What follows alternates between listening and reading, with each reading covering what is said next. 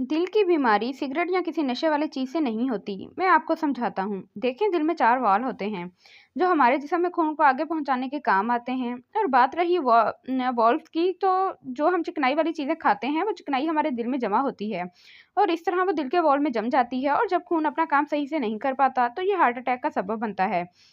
इसीलिए हमें आपके अब्बू का जल्द ही बायपास करना होगा।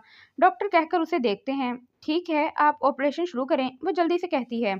वो तो मैं शुरू कर दूँ, मगर इससे पहले आपको फ़ीस जमा करवानी होगी। मैं कल तक जमा करवा दूँगी, जब तक आप ऑपरेशन तो शुरू करें। कल नहीं, अभी करवानी होगी। अगर मेरे बस में होता तो मैं मुफ़्त में उनका इलाज कर देता, मगर यहाँ बात हॉस्पिटल की है, मैं कुछ नहीं कर सकता। वो नफ़ी में सर हिलाकर कहते हैं, अच्छा, आप मुझे बता दें कितने लगेंगे, मैं जमा करवा दूँगी। वो उनसे पूछती है, 20 लाख। क्या? 20 लाख? मगर ये तो बहुत ज़्यादा हैं। मैं समझी थी कि 50,000 में हो जाएगा। वो हैरत से बोलती है, ये गवर्नमेंट का हॉस्पिटल थोड़ी है जो हज़ारों में काम हो जाएगा। डॉक्टर उसकी बात पर तंज़िया मुस्कुराते हैं और सोहा बेचारी टेंशन में आ जाती है कि इतने पैसे कहाँ से लाएगी। बाईपास के लिए 13 लाख लगेंगे, बाकी के 7 लाख ऊपर का खर्चा है। जिस रूम में आपके अब्बू एडमिट हैं, इस रूम का रेंट ही एक दिन का 1 लाख है। मैं तो फिर भी आपसे कम ले रहा हूँ। वो इसे परेशान देखकर कहते हैं, जिस पर वो बस सर हिलाकर बाहर आ जाती है। "आपी, क्या कहा डॉक्टर ने? क्या हुआ है अब्बू को?" सोहा जैसे ही बाहर आती है तो सैफ फ़ौरन उसके पास आता है और सोहा आसिया और सैफ को फ़िक्रमंदी से देखकर सब बताती है। "क्या? 20 लाख? 20 लाख कहाँ से लाएँगे हम?" आसिया को भी फ़िक्र होती है। "अम्मी, आप फ़िक्र ना करें, मैं भाई से बात करती हूँ, सब हो जाएगा।" सोहा उन्हें तसल्ली देती अपने मोबाइल पर रोहान का नंबर मिलाती है। एक वही था अब, और सैफ अपनी रोती हुई माँ को लेकर पास बेंच पर बैठता है। सोहा फ़ोन कान से लगाए अपने नाखून खाते हुए रोहान के फ़ोन उठाने का इंतज़ार करती है, जो 1-2 बेल पर उठा लेता है। हेलो, कैसी हो सोहा? वो खुशदिली से कहता है। सोहा अपने भाई की आवाज़ सुनकर ही अपना ज़ब्त खो देती है। क्या हुआ सोहा? क्यों रो रही हो? अब्बू ठीक है ना? उसे सोहा के रोने पर पहला ख्याल गफ़्फ़ार का आता है। भाई, अब्बू की बहुत तबीयत ख़राब है। प्लीज़ आप आ जाएँ।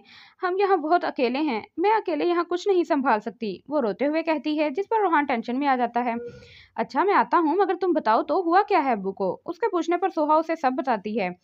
क्या? 20 लाख? मगर मेरे पास तो सिर्फ़ 3 लाख हैं। वो उसकी बात सुनकर फ़िक्रमंदी से कहता है, भाई आप बस आ जाएँ, पैसों का इंतज़ाम भी हो जाएगा। अच्छा, मैं आता हूँ, तुम फ़िक्र मत करो और अब्बू का ध्यान रखो।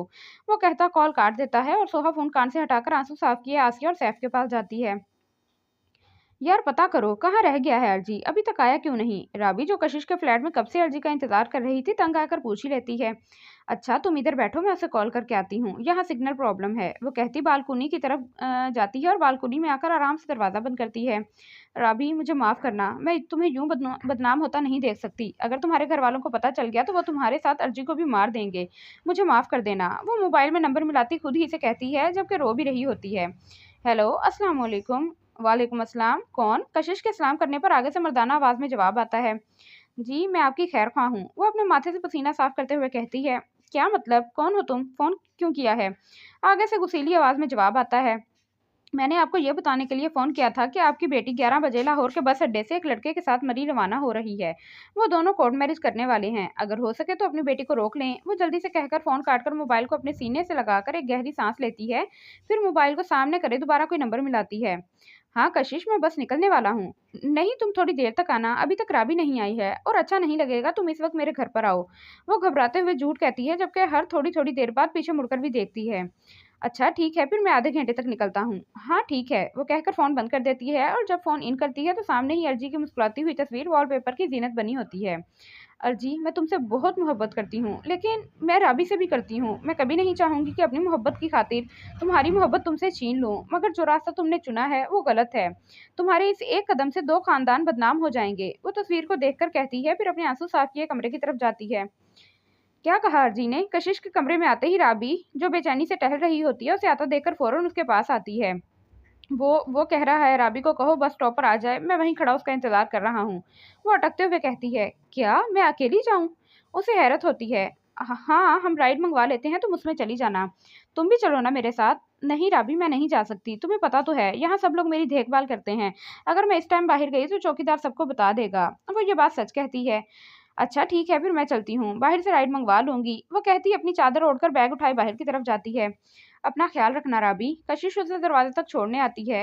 हाँ, और तुम भी तैयार रहना, बहुत जल्द तुम मेरी और अर्जी की दावत करोगी। वो मुस्कुराती हुई कहती चली जाती है और दरवाज़ा बंद करे अंदर आकर सोफ़े पर गिरने के अंदाज में बैठती है। मैंने जो किया है, क्या वो सही है? वो खुद से ही सवाल करती है। हाँ, मैंने सही किया है। अब दोनों खानदानों की इज्जत बच जाएगी। खुद ही जवाब देकर मुतमईन हो जाती है। पता नहीं कहाँ रह गया ये। राबी काफी देर से बस स्टॉप पर खड़ी अर्जी का इंतजार कर रही है कि जब भी उसे अपने पीछे एक मर्द की आवाज आती है।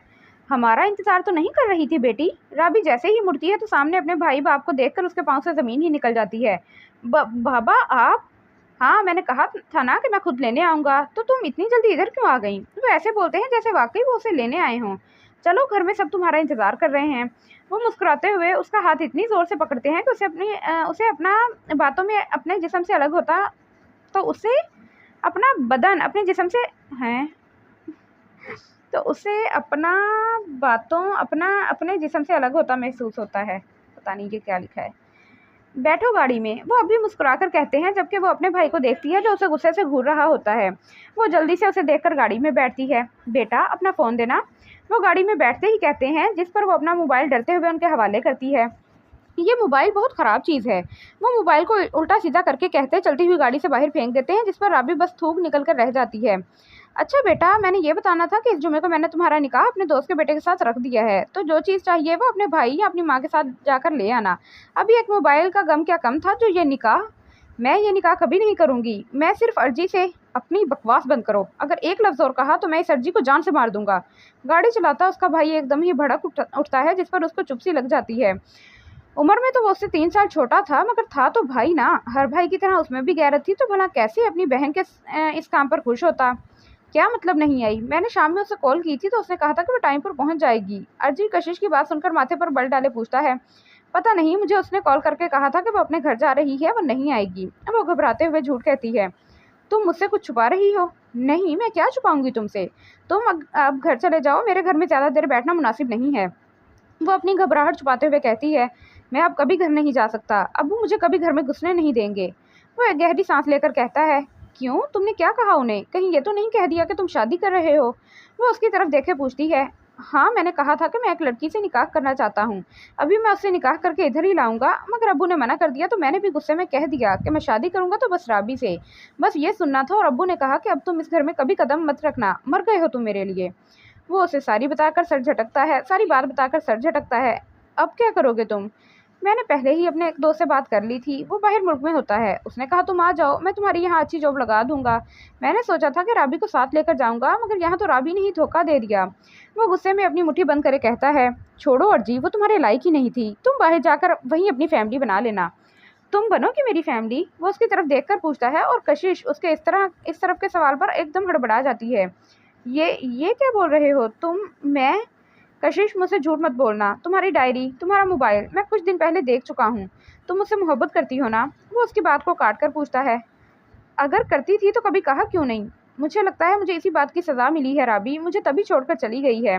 मैं ये जान गया था कि तुम मुझसे मोहब्बत करती हो, फिर भी मैं अनजान बना रहा। वो उसके जवाब ना देने पर कहता है, नहीं, ऐसा कुछ नहीं है अर्जी, तुम्हें गलतफहमी हुई है। वो शर्मिंदा सी कहती है, चलो मेरे साथ। वो उसे यूं देखकर उसका हाथ पकड़े बाहर की तरफ ले जाता है।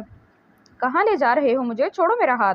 वो उससे अपना हाथ छुड़वाती, मगर वो भी इसकी एक ना सुनता, उसका हाथ पकड़े फ्लैट से बाहर ले जाता है। ना जाने वो क्या करने वाला था जिससे अभी कशिश अनजान थी। साहब जी, और कोई काम? मुलाजिम उसके सामने कॉफ़ी का कप रखने के बाद पूछता है।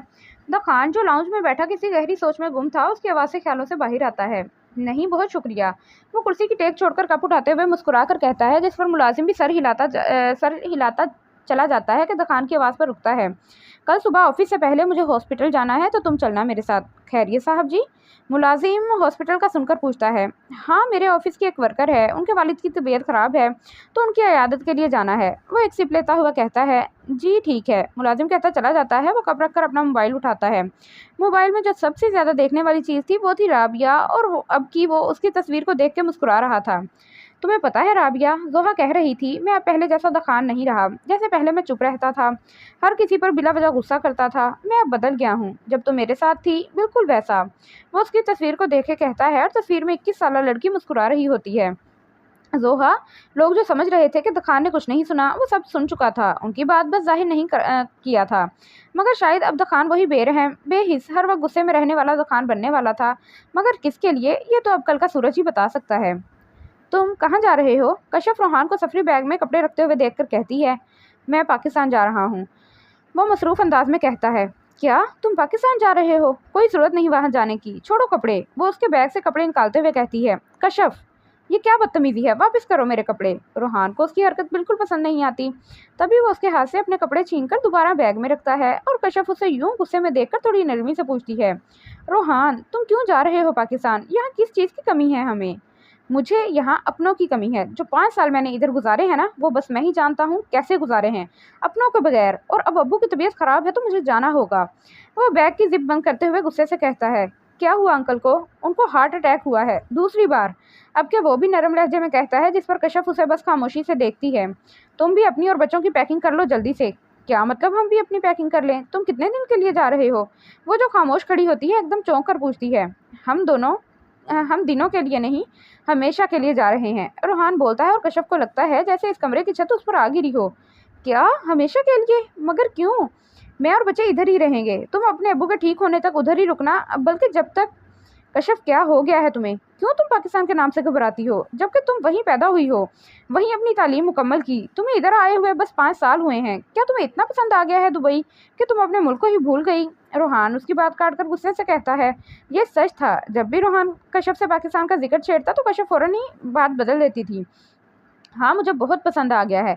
अगर तुम्हें पाकिस्तान जाना है तो जाओ, मगर मैं और बच्चे नहीं जाएंगे, वो ज़िद्दी लहजे में कहती है, जिस पर रोहान को और गुस्सा आता है। कशफ, मैं अब दोबारा यहाँ नहीं आऊँगा, तो प्लीज़ मुझ पर एहसान करो और चलो मेरे साथ। मैं तंग आ गया हूँ अपनों से दूर रह कर। वो गुस्से से उसके आगे हाथ जोड़ के कहता है। एक तो उसे अपने अब्बू की फिक्र थी और ऊपर से कशफ ने रोला डाल दिया था। जब मैं और बच्चे नहीं जाएंगे तो तुम खुद ही इधर आ जाओगे। तुम क्यों बच्चों वाली बातें कर रही हो? अच्छा सही है, अगर तुम नहीं जाना चाहती तो मैं सफ़ा और अहमर को ले जा रहा हूँ अपने साथ। वो कहता कमरे से बाहर जाता है और उसके पीछे कशफ। रोहान, तुम मेरी इजाज़त के बगैर मेरे बच्चों को हाथ भी नहीं लगाओगे, वरना अच्छा नहीं होगा। क्या करोगी तुम? बोलो, क्या करोगी? मैं अपने बच्चों को साथ लेकर जाऊँगा। रोहान भी चीखते हुए कहता है, जिसकी आवाज़ पर बच्चे भी बाहर आ जाते हैं। हम आपस में क्यों लड़ रहे हैं? बच्चों से ही पूछ लेते हैं ना कि वो अपने बाबा के साथ रहेंगे या अपनी मामा के साथ। कश्यप बच्चों को आता देखकर कहती है, जिस पर रोहान भी इस बात में सर हिलाता है। ठीक है, सफ़ा, अहमर, इधर आओ बेटा। रोहान बच्चों के सामने घुटने टेक कर बैठता है। बाबा, आप कहीं जा रहे हैं? 4 साला सफ़ा अपने बाप के पास सफरी बैग देखकर पूछती है। जी बेटा, आपके बाबा पाकिस्तान जा रहे हैं, दादा, चाचू, फूफू के पास। आप दोनों चलोगे ना मेरे साथ? वो मुस्कुराते हुए पूछता है। सफ़ा भी मुस्कुराते हुए जवाब देने ही लगती है कि रोहान के पीछे खड़ी कशफ उसे आंखें दिखाते हुए मना करती है। तो सफ़ा मुस्कुराहट समेटकर नफ़ी में सर हिलाती है, जिससे रोहान की मुस्कुराहट भी पल भर में गायब हो जाती है। क्यों बेटा, आप क्यों नहीं जाओगे मेरे साथ? मैंने मामा के साथ रहना है, वो कहती फ़ौरन जाकर कशफ से चिपक जाती है और उसकी देखा देखी अहमर भी कशफ के पास चला जाता है, जिससे कशफ के चेहरे पर तो मुस्कुराहट आ जाती है, मगर रोहान का दिल टूट जाता है। अच्छा ठीक है बेटा, आप लोग रहो अपनी मामा के साथ, मैं जा रहा हूँ। वो दोनों बच्चों को प्यार करता खड़ा होता है। लेकिन रोज़ मुझे कॉल करनी है आपने, ओके? रोहान जाते हुए रुककर सफ़ा से कहता है। रोहान, अब भी वक्त है, रुक जाओ। कशफ उसे बच्चों को प्यार करता देखकर कहती है, जिसे रोहान इग्नोर करे बाहर की तरफ जाता है और कशफ बस उसकी पुष्ट को ही तकती रह जाती है। वो समझ रही थी कि मैं और बच्चे नहीं जाएंगे तो रोहान वापस आ जाएगा, मगर शायद वो गलत साबित होने वाली थी। खाना खा लो प्लीज़, हमें तंग मत करो, गलती भी तुम्हारी है और नखरे भी तुम ही कर रही हो। वो राबी के सामने खाना रखते हुए कहता है, जो खाने से मुंह मोड़े बैठी थी। तुम छोटे भाई हो ना, तो छोटे ही रहो, एक बाप काफ़ी है, तुम्हें बाप बनने की ज़रूरत नहीं है। वो उसकी बात पर गुस्से से कहती है, अगर बाप होता ना तो तुम्हारे साथ उस लड़के को भी मार देता। छोटा भाई हूँ तो बस बोल रहा हूँ, क्योंकि मेरे अंदर भी गैरत है। वो भी सख्त लहजे में कहता है, मैं गलत नहीं हूँ, उसने मुझसे कहा था मैं तुमसे शादी करूंगा, मगर वो नहीं आया। उसने मुझसे अपने अब्बू की बेइज्जती का बदला लिया है, जो बाबा ने उसके अब्बू की थी। वो अपने भाई को गुस्से में देखकर रोते हुए कहती है, अच्छा हुआ वो नहीं आया, वरना हमारी इज्जत के साथ वो भी नहीं बचना था। तुमने कभी मोहब्बत नहीं की ना, तभी तुम्हें मेरा एहसास नहीं है। वो समझ रही थी कि उसका भाई उसे रोता देखकर नरम होगा, मगर उसे वैसे ही सख्त देखकर वो गुस्से से और रोते हुए कहती है, जिस पर वो हंस देता है। हंस क्यों रही हो? मुझे अगर मोहब्बत हुई ना तो मैं फ़ौरन उसे निकाह का पैगाम दूंगा, उसे यूं पार्क या रेस्टोरेंट वगैरह में लेकर नहीं फिरूंगा। वो मुस्कुराते हुए उस पर तंज करता है। अच्छा चुप हो जाओ, रो नहीं, अभी बाबा ने तुम्हारा रिश्ता तय कर दिया है, परसों निकाह है तुम्हारा। वो उसे दोबारा रोता देखकर उसे चुप करवाता है। मैं नहीं करूँगी शादी, तुम बस एक बार अर्जी के घर चले जाओ, शायद कोई मसला हो गया हो, शायद उसका एक्सीडेंट हो गया हो, तभी वो नहीं आ सका। तुम पागल तो नहीं हो गई हो? मैं बस एक बार मेरी खातिर, अगर वो सच में बेवफा ना अगर वो सच में बेवफा हुआ ना तो मैं जहाँ तुम लोग कहोगे शादी कर लूँगी। प्लीज़ एक दफ़ा उसके घर चले जाओ। वो उसकी बात काट कर मिन्नत करती है और उसे भी अपनी बहन पर तरस आता है। अच्छा सही है, मैं चाचू के साथ जाऊँगा, मगर इसके बाद जो बाबा का फैसला होगा तुम्हें मानना होगा। वो उसे वार्न करते हुए कहता है, जिस पर वो जल्दी से सर इस बात में हिलाती है।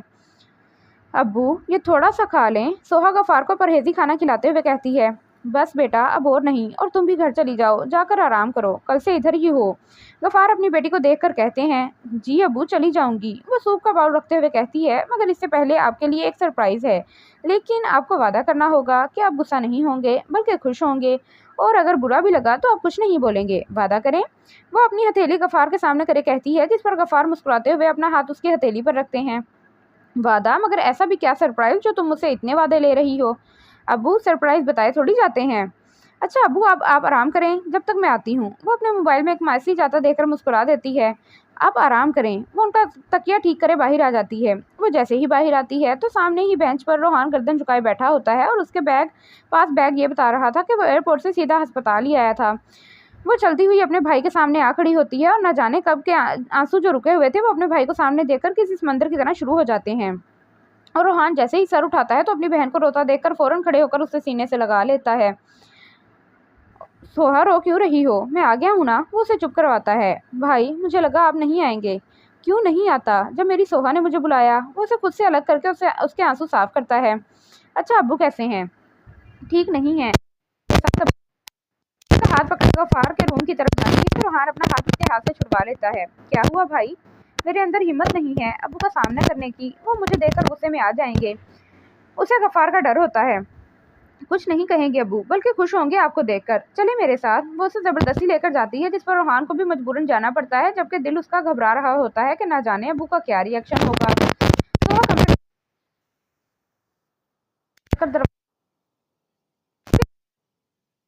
छोड़कर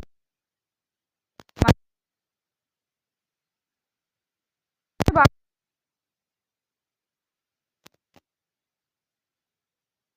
यहाँ से चला जाए। उसकी शक्ल भी नहीं देखना चाहता। रोहान को देख अब्बू क्या हो गया है आपको? आपने वादा किया था ऐसा नहीं। तो वह देखकर उन्हें गफ़ार के सामने, ये तो तुम्हारा सरप्राइज। हाँ सही, मेरे लिए ये सरप्राइज ही तो है। देखो इसे देखकर मुझे गुस्सा आ रहा है। अच्छा है ना, कल का मरता आज मर जाऊंगा। अब्बू खुदा का वास्ता है ऐसा ना कहें। रोहान अपने बाप के मुंह से ऐसे अल्फाज सुनकर रोते हुए उनके पाँव पकड़ लेता है। मुझे माफ कर दें अब्बू, मैं सब कुछ छोड़कर आ गया हूँ, अपने बीवी बच्चे सब, बस आपके लिए।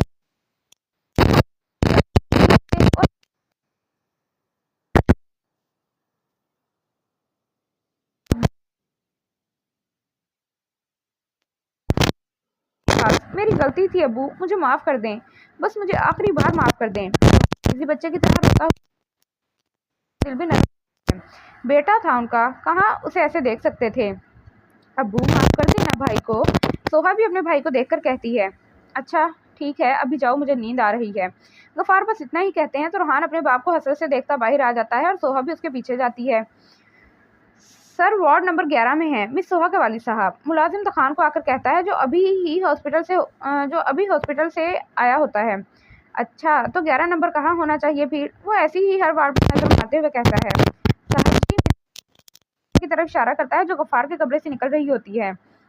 द खान सोहा को देखकर उसके पास जाने ही लगता है कि उसके पीछे रूहान को देखकर ठटक कर रुकता है।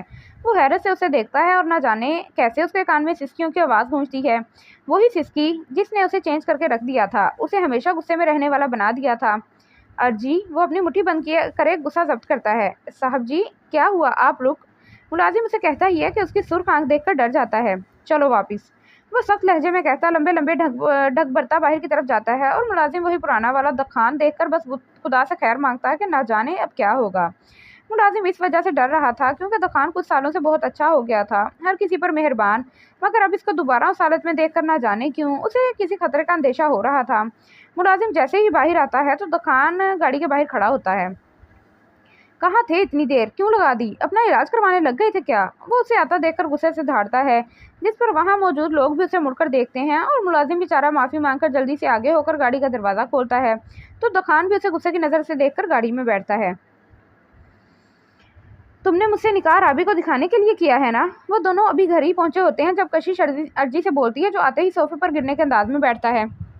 पहली बात, मुझे अर्जी नहीं रोहान कहो, क्योंकि अब मैं तुम्हारा शोहर हूँ। और दूसरी बात, मैंने तुमसे निकाह राबी से या किसी को दिखाने के लिए नहीं, बल्कि तुम्हारे दिल में अपने लिए मोहब्बत देख कर किया है। तुम्हें तो खुश होना चाहिए और तुम ऐसे सवाल कर रही हो।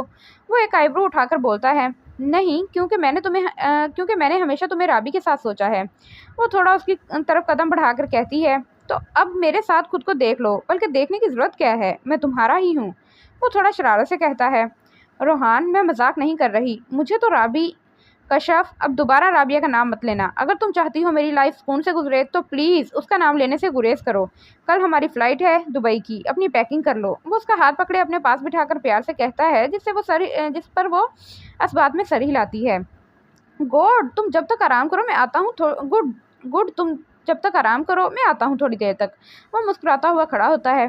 तुम कहाँ जा रहे हो? मैं सोहा के स्कूल जा रहा हूँ उससे मिलने, मगर सुबह के 6 बज रहे हैं इस वक्त। हाँ, मैं पहले जा रहा हूँ ताकि उससे मिल सकूँ।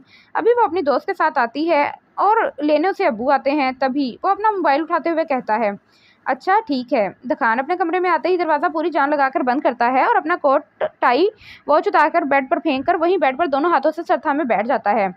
मैं मर जाऊंगी उसके बगैर। दखान, तुम मुझे रोहान ला दो प्लीज़। दखान, अपनी बेटी की तरबियत अच्छी करनी चाहिए थी, हर बार लड़का कसूरवार नहीं होता। न जाने क्या क्या और अल्फाज उसके कान में गूंज रहे थे। कभी राबिया का सोना उसके सामने आता, कभी जहरीले जुमले। वो चीख कर खड़ा होता है और जो चीज़ हाथ लगती है उसे उठाकर ज़मीन पर तो कभी दीवार पर मारता है। मैं तुम्हें नहीं छोड़ूंगा रोहान, तुम्हें भी ऐसी ही मौत दूंगा जैसी मेरी बहन को मिली।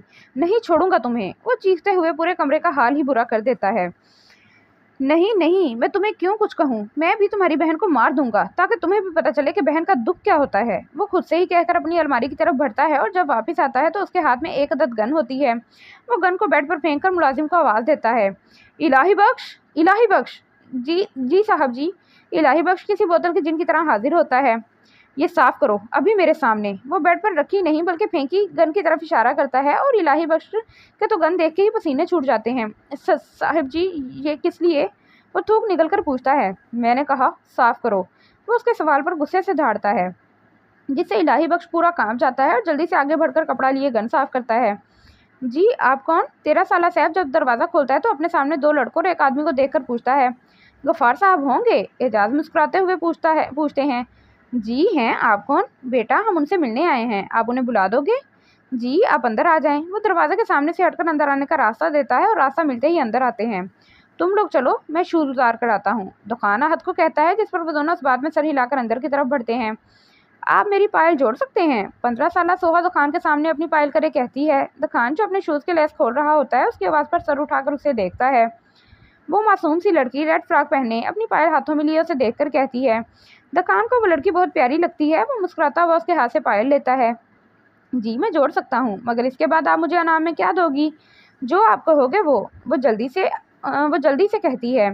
ये लो, जुड़ गई बस। वो पायल उसके हवाले करता है। थैंक यू, आप बहुत अच्छे हैं। वो अपनी पायल अपने पाँव में पहनते हुए कहती है। मेरा इनाम? वो हाथ आगे करके कहता है। हाँ ये सही है। वो थोड़ी पर उंगली रखे सोचती है, फिर अपने हाथ उंगली से एक रिंग उतार कर उसे देती है और दुकान उसकी क्यूट से इनाम पर मुस्कुरा देता है। अपनी बेटी की तरबियत अच्छी करते, हर बार लड़का कसूरवार नहीं होता। दुकान अभी मुस्कुरा ही रहा होता है कि गफ़ार बाहर आते हुए कहते हैं और दुकान की मुस्कुराहट एकदम ही गायब हो जाती है। अहद और एजाज को लगता है कि वो राबिया को ऐसे ही बोल रहे हैं। अंकल, बेटी आपकी भी है तो किसी की बेटी के बारे में बात करते हुए आपको 100 बार सोचना चाहिए। दखान तमीज़ से मगर सख्त लहजे में सोहा की तरफ इशारा करके कहता है। अल्लाह का शुक्र है, मैं इसकी तरबियत ऐसे करूंगा कि ये तुम्हारी बहन की तरह रात के अंधेरे में भाग नहीं रही होगी किसी लड़के के साथ। दखान का अब यहाँ खड़ा होना मुहाल हो गया था। तभी वो शूज़ पहने बगैर लेस बांधे बाहर आ जाता है और उसके पीछे ही अहद और एजाज भी। राबिया, अब जहाँ बाबा ने कहा है वहाँ चुप होकर शादी कर लो। जितनी इज्जत मिली है ना हमें, बहुत है हमारे लिए। अगर तुमने कोई शोर डाला तो तुम्हारे लिए अच्छा नहीं होगा। अहद और एजाज जब बाहर आते हैं तो दुकान फ़ोन कान से लगाए गुस्से से कह रहा होता है। मैं मर जाऊंगी दुकान, बकवास बंद करो अपनी, और हम शाम तक पहुँच जाएंगे। जब तक अपना मुँह सही कर लो, वरना मुझे ही कुछ करना होगा। वो कहता जल्दी से फ़ोन काट देता है। रोहान ने शादी कर ली है, राबिया बता रही थी, फेसबुक पर देखा था उसने। दुकान अहद को बताता है, जिस पर वो बस खामोशी से गाड़ी में आकर बैठ जाता है। दखान गाड़ी में बैठने से पहले एक नज़र पीछे देखता है, जहाँ दरवाजे पर सोहा खड़ी उसे ही देख रही होती है। वो उसे देखकर कोई रिस्पॉन्स नहीं देता और गाड़ी में बैठ जाता है। सोहा रोहान सोहा के स्कूल के बाहर खड़ा होता है तो उसे आता देखकर फौरन उसे आवाज़ लगाता है। रोहान भाई आप? वो खुश हो जाती है उसे देखकर। कल क्यों नहीं आई थी? मैं कल तुम्हारा इंतज़ार कर रहा था यहाँ। भाई कल देर से आँख खुली थी तभी छुट्टी करनी पड़ी, वो मासूमियत से कहती है। अच्छा ये छोड़ो, ये देखो मैं तुम्हारे लिए कितनी सारी चीज़ें लाया हूँ, इसमें थोड़ी सैफ को भी दे देना। ओके, वो एक शॉपर उसे देते हुए कहता है। बस एक दूंगी, वो पहले ही बता देती है, जिस पर वो मुस्कुराकर इस बात में सर हिलाता है। ठीक है, अच्छा ये देखो, ये नंबर मेरे मोबाइल का है, जब कभी मेरी याद आए तो मोबाइल में इस नंबर पर मुझे फ़ोन कर लेना, ठीक है? वो एक छोटा सा कागज़ उसे देते हुए कहता है। भाई आप अब कभी घर नहीं आओगे? नहीं आऊँगा, जब अब्बू का गुस्सा उतर जाएगा तब आऊँगा। अच्छा अब तुम जाओ, देखो स्कूल का गेट बंद हो रहा है। वो उसके बैग में चीज़ें रखते हुए कहता है। अपना ख्याल रखना मेरी गुड़िया। वो उसे गले लगाकर कहता है, जबकि आँख भी नम हो जाती है और सोहा भी रोने वाली शक्ल बनाकर भाई को देखती है।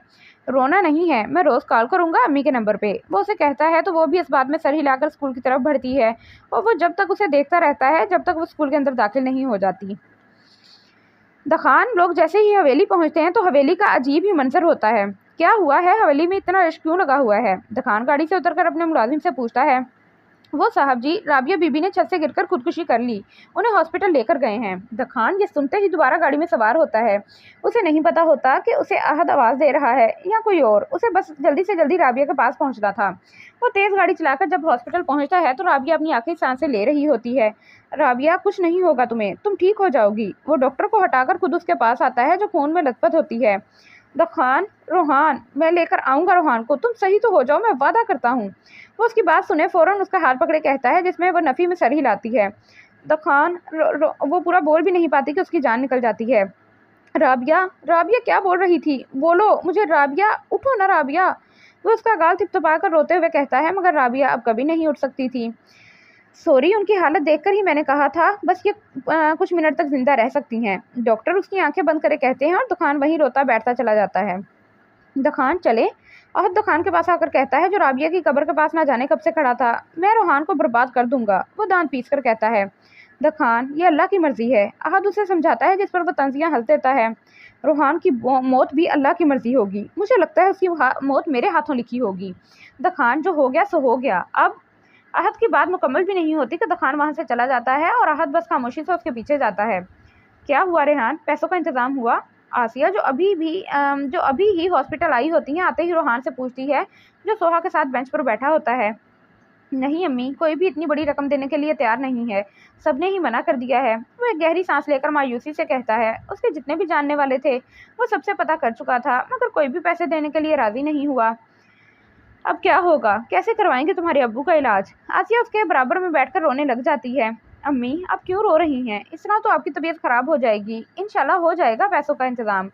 सोहा अपनी माँ के पास आकर उन्हें दिलासा देती है तो रोहान भी उन्हें चुप कराता है। प्लीज़ अम्मी आप रोएं मत, मैं दुकान बेच दूंगा अगर पैसों का। नहीं रोहान, तुम्हारे अब्बू ने पहले ही मना कर दिया है कि दुकान मत बेचना, एक वही जरिया है हमारा।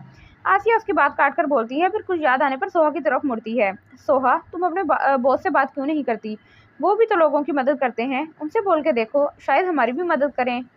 हाँ सोहा, तुम बात करो, मैं उनके पैसे लौटा दूंगा आहिस्ता आहिस्ता। रोहान को भी आसिया के बात दुरुस्त लगती है। मगर अम्मी, मुझे नहीं अच्छा लगेगा उनसे पैसे मांगना। सोहा की पहले ही उससे काफ़ी बार बेइज्जती हो चुकी थी, अगर पैसे मांगे और नहीं दिए फिर और शर्मिंदगी होगी। सोहा, तुम्हारा बाप बीमार है, तुम बात तो करके देखो, मुझे यकीन है वो मना नहीं करेंगे। आसिया को उसकी बात पर गुस्सा आता है तो मजबूरन सोहा को भी हामी भरनी पड़ती है। अच्छा ठीक है, मैं बॉस से नहीं मैनेजर से बात करूंगी, वो बॉस के साथ ही होते हैं, वो बता देंगे मुझे कि क्या वो इतने पैसे दे सकते हैं या नहीं। उसे यही सही लगा था। हाँ ठीक है, तुम बात कर लो, जब तक मैं कुछ खाने के लिए लेकर आता हूँ। रोहान उसे कहता बाहर की तरफ जाता है और सोहा इस बात में सर हिलाकर मोबाइल पर नंबर मिलाती है। इलाही बख्श, हाँ बोलो क्या बात है? इलाही बख्श, जो लॉन में पौधों को पानी दे रहा होता है, चौकीदार के बुलाने पर कहता है। यार ये साहब को क्या हुआ, इतने गुस्से में क्यों है? कोई बात हुई है क्या? मुझे खुद नहीं पता क्या हुआ है, न जाने अस्पताल में ऐसा क्या देख लिया था जो पहले जैसे हो गए हैं। वो पानी का नल बंद करते हुए कहता है। क्या मतलब पहले जैसे हो गए हैं? मैंने तो हमेशा उन्हें नरम मिजाज ही देखा है। वो नासमझी से पूछता है तो इलाही बख्श भी एक गहरी सांस लेकर उससे मुखातिब होता है। तुम्हें बस 1 साल हुआ है इधर नौकरी करते हुए, मैं तो यहाँ ना जाने कितने सालों से नौकरी कर रहा हूँ। खैर अब तुम भी मिल लोगे पुराने दखान से। वो हंसते हुए उसके कंधे पर हाथ रख के कहता है। मतलब कैसे थे साहब? बचपन से लेकर 20 साल तक तो ऐसे ही थे जैसे तुमने देखा है, मगर इसके बाद 5 साल वो ऐसे रहे, लगता ही नहीं था कि ये वही द खान दुरानी है। और अब 1 साल बाद वही द खान दुरानी फिर आ गया है। मतलब पहले वाला द खान दुरानी नरम मिजाज, खुश इखलाक, हर किसी की इज्जत करने वाला, जब कोई फकीर सामने आता तो जेब में जितने पैसे होते सारे निकाल कर दे देता था। मगर फिर ऐसा हादसा हुआ जिसने इसे बदल कर रख दिया। और फिर ऐसा द खान सामने आया जिसका कोई तसव्वुर भी नहीं कर सकता था। हर वक्त गुस्से में रहने वाला, चिड़चिड़ा सा बदतमीज, जब कोई गलती करता तो ये नहीं देखता था कि सामने वाला बड़ा है या छोटा, उसे बस सजा देनी होती थी, अपने बाप तक को नहीं छोड़ता था। और अब वही दुकान दोबारा वापस आ गया है। ना जाने अब आगे क्या होगा। वो दुकान के बारे में सब बताकर उसका मुंह देखता है जिससे डर साफ जाहिर हो रहा था। और ऐसा दुकान दुरानी को बदले ने बनाया था, उसे बस बदला लेना था अपनी बहन के कातिल से, फिर शायद उसने छोड़ दिया था, तभी तो वो सही हो गया था। और अब मुझे लगता है कि वो बदले का जुनून अब दोबारा जाग उठा है। वो क्या मुझे भी सजा देंगे? उसे बस अपनी फिक्र होती है। हाँ, अगर वो बाहर से गाड़ी में आए और तुमने दरवाज़ा नहीं खोला, तो शायद गाड़ी तुम्हारे ऊपर भी चढ़ा सकते हैं। वो संजीदगी से कहकर उसका चेहरा देखता है। अब ऐसा भी नहीं है। वो अपने डर को छुपाकर बेपरवाह सा कहता है, चलो देख लेना। अभी मैं चलूँ साहब से खाने का पूछता हूँ। अगर बगैर खाना खाए सो गए तो मेरी खैर नहीं। वो वहाँ से जाते हुए कहता है और चौकीदार जल्दी से दरवाजे के पास आकर अपनी कुर्सी पर बैठ जाता है, अगर कहीं दखान को जाना हुआ तो दरवाज़ा वक्त पर खोल सके। दखान अपने कमरे में अंधेरा करे सोफे पर लेटने के अंदाज में बैठा, न जाने कितनी देर से कितनी ही सिगरेट फूंक चुका था। अब भी हाथ में एक सिगरेट मौजूद थी और उसका कमरा लातादार सिगरेटों के धुएं से भर चुका था, मगर वो सामने टेबल पर टांगे रखे ऐसे बैठा था जैसे कमरे में सिगरेट का धुआं नहीं, धुंध हो। कमरे में से जहरीली सिगरेट की फैली बदबू माहौल को और बुरा कर रही थी। वो ऐसे रिलैक्स बैठा था जैसे गुलाब की खुशबू में बैठा हो। स- वो पता नहीं अपने दिमाग में क्या सोच रहा था कि उसे पता ही नहीं चला सिगरेट खत्म हो चुकी है। वो तो सिगरेट की आखिरी चिंगारी उसकी उंगली की पूरों पर लगी तो जलन की शिद्दत से उसे एस्ट्रे में फेंककर दूसरी सिगरेट को होठों में दबाए लाइटर की मदद से उसे जलाता है। साहब जी, खाना लाऊं? इलाही बख्श कमरे में जैसे ही आता है तो सिगरेट का धुआं उसकी आंख और गले में जाता है तो वो खांसता हुआ उससे पूछता है, मेरे कमरे में बगैर पूछे कैसे आए? वो वैसे ही आंखें बंद करे उसके सवाल को इग्नोर करे सवाल करता है। और वो तो भूल ही गया था कि अब ये वो दुकान नहीं रहा जिसके कमरे में जब चाहे मुंह उठाकर आ जाता था। वो साहब जी, किसकी इजाज़त से आए हो? वो एक झटके से उठता चीख कर बोलता है, माफ़ी छोटे साहब, अब दोबारा गलती नहीं होगी। दफ़ा हो जाओ और जब तक मैं ना कहूँ अपनी शक्ल मत दिखाना। दखान वैसे ही चीख कर कहता है और उस बाद में सर हिलाता जल्दी से बाहर जाता है। एक दखान गुस्से में था और दूसरा उसके कमरे में खड़े रहना मुहाल हो गया था। उसके जाने के बाद दखान बैठता ही है कि उसका मोबाइल रिंग करता है, जिसे उठाकर वो कान से लगाता है। जी बोले कयूम साहब। सर, आज आप ऑफिस नहीं आए, मैंने बात करनी थी आपसे। फ़ोन में से कयूम साहब नरम लहजे में कहते हैं, कयूम साहब, मैं ओनर हूँ कंपनी का, तो जब चाहे आऊँ जब चाहे नहीं। ये मेरा मसला है, आपका नहीं। आप होते कौन है मुझसे पूछने वाले? जो बात करनी है वो करे मुझसे। वो आहिस्ता मगर सख्त लहजे में कहता है, जिस पर कयूम साहब हैरानी के साथ शर्मिंदा भी होते हैं। जी सर, आगे से ध्यान रखूंगा। गुड, अब बताएं क्या बात है? सर, मिस सोहा की कॉल आई थी, उनके वालिद के ऑपरेशन के लिए 20 लाख चाहिए। तो वो कह रही थी कि आपसे पूछ लूं, अगर आप कहें तो मैं। कोई ज़रूरत नहीं है देने की, मना कर दो। वो कहते ही फ़ोन बंद कर देता है। पैसे चाहिए, बाप बीमार है। मेरी बहन को क्या कुछ बोला था, अब जब खुद पर पड़ी तो मैं याद आ गया। वो माथे पर बल डाले खुद से ही कहता है, अपनी बेटी की तरबियत अच्छी करते, हर बार लड़का कसूरवार नहीं होता। बड़े आए अब।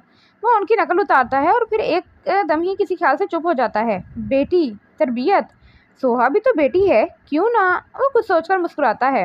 ये ख्याल मुझे पहले क्यों नहीं आया? वो दखान दुरानी, तुम तो बहुत तेज हो, तुम्हें तो शैतान होना चाहिए था। वो खुद को ही सराहता है और जल्दी से मोबाइल उठाकर नंबर मिलाता है। हेलो कयूम, सोहा को कहें कि कल मेरे ऑफिस में आकर खुद मुझसे बात करें। जी ठीक है सर। कयूम साहब के जवाब मिलते ही फ़ोन काट देता है। सॉरी सोहा डार्लिंग, तुम्हें कुर्बानी का बकरा बनना पड़ेगा। रोहान का बदला उसकी जान से प्यारी बहन से। वो एक गहरा कश लगाता हंसता हुआ पीछे सोफे से टेक लगाकर बैठ जाता है। Game start Rohan Gaffar. वो हवा में क्रॉस का निशान बनाता है। अब ना जाने क्या क्या सोचा था उसने। सोहा, बात की तुमने अपने बॉस से? आसिया रोटियां बनाते हुए पूछती हैं, जो बर्तन धो रही होती है। वो दोनों कुछ देर पहले ही हॉस्पिटल से आए होते हैं। जी की थी बात, सर ने कहा कि सोहा से कहो मुझसे खुद बात करे। वो प्लेट को धोते हुए कहती है, मुझे लगता है वो दे देंगे। वैसे तो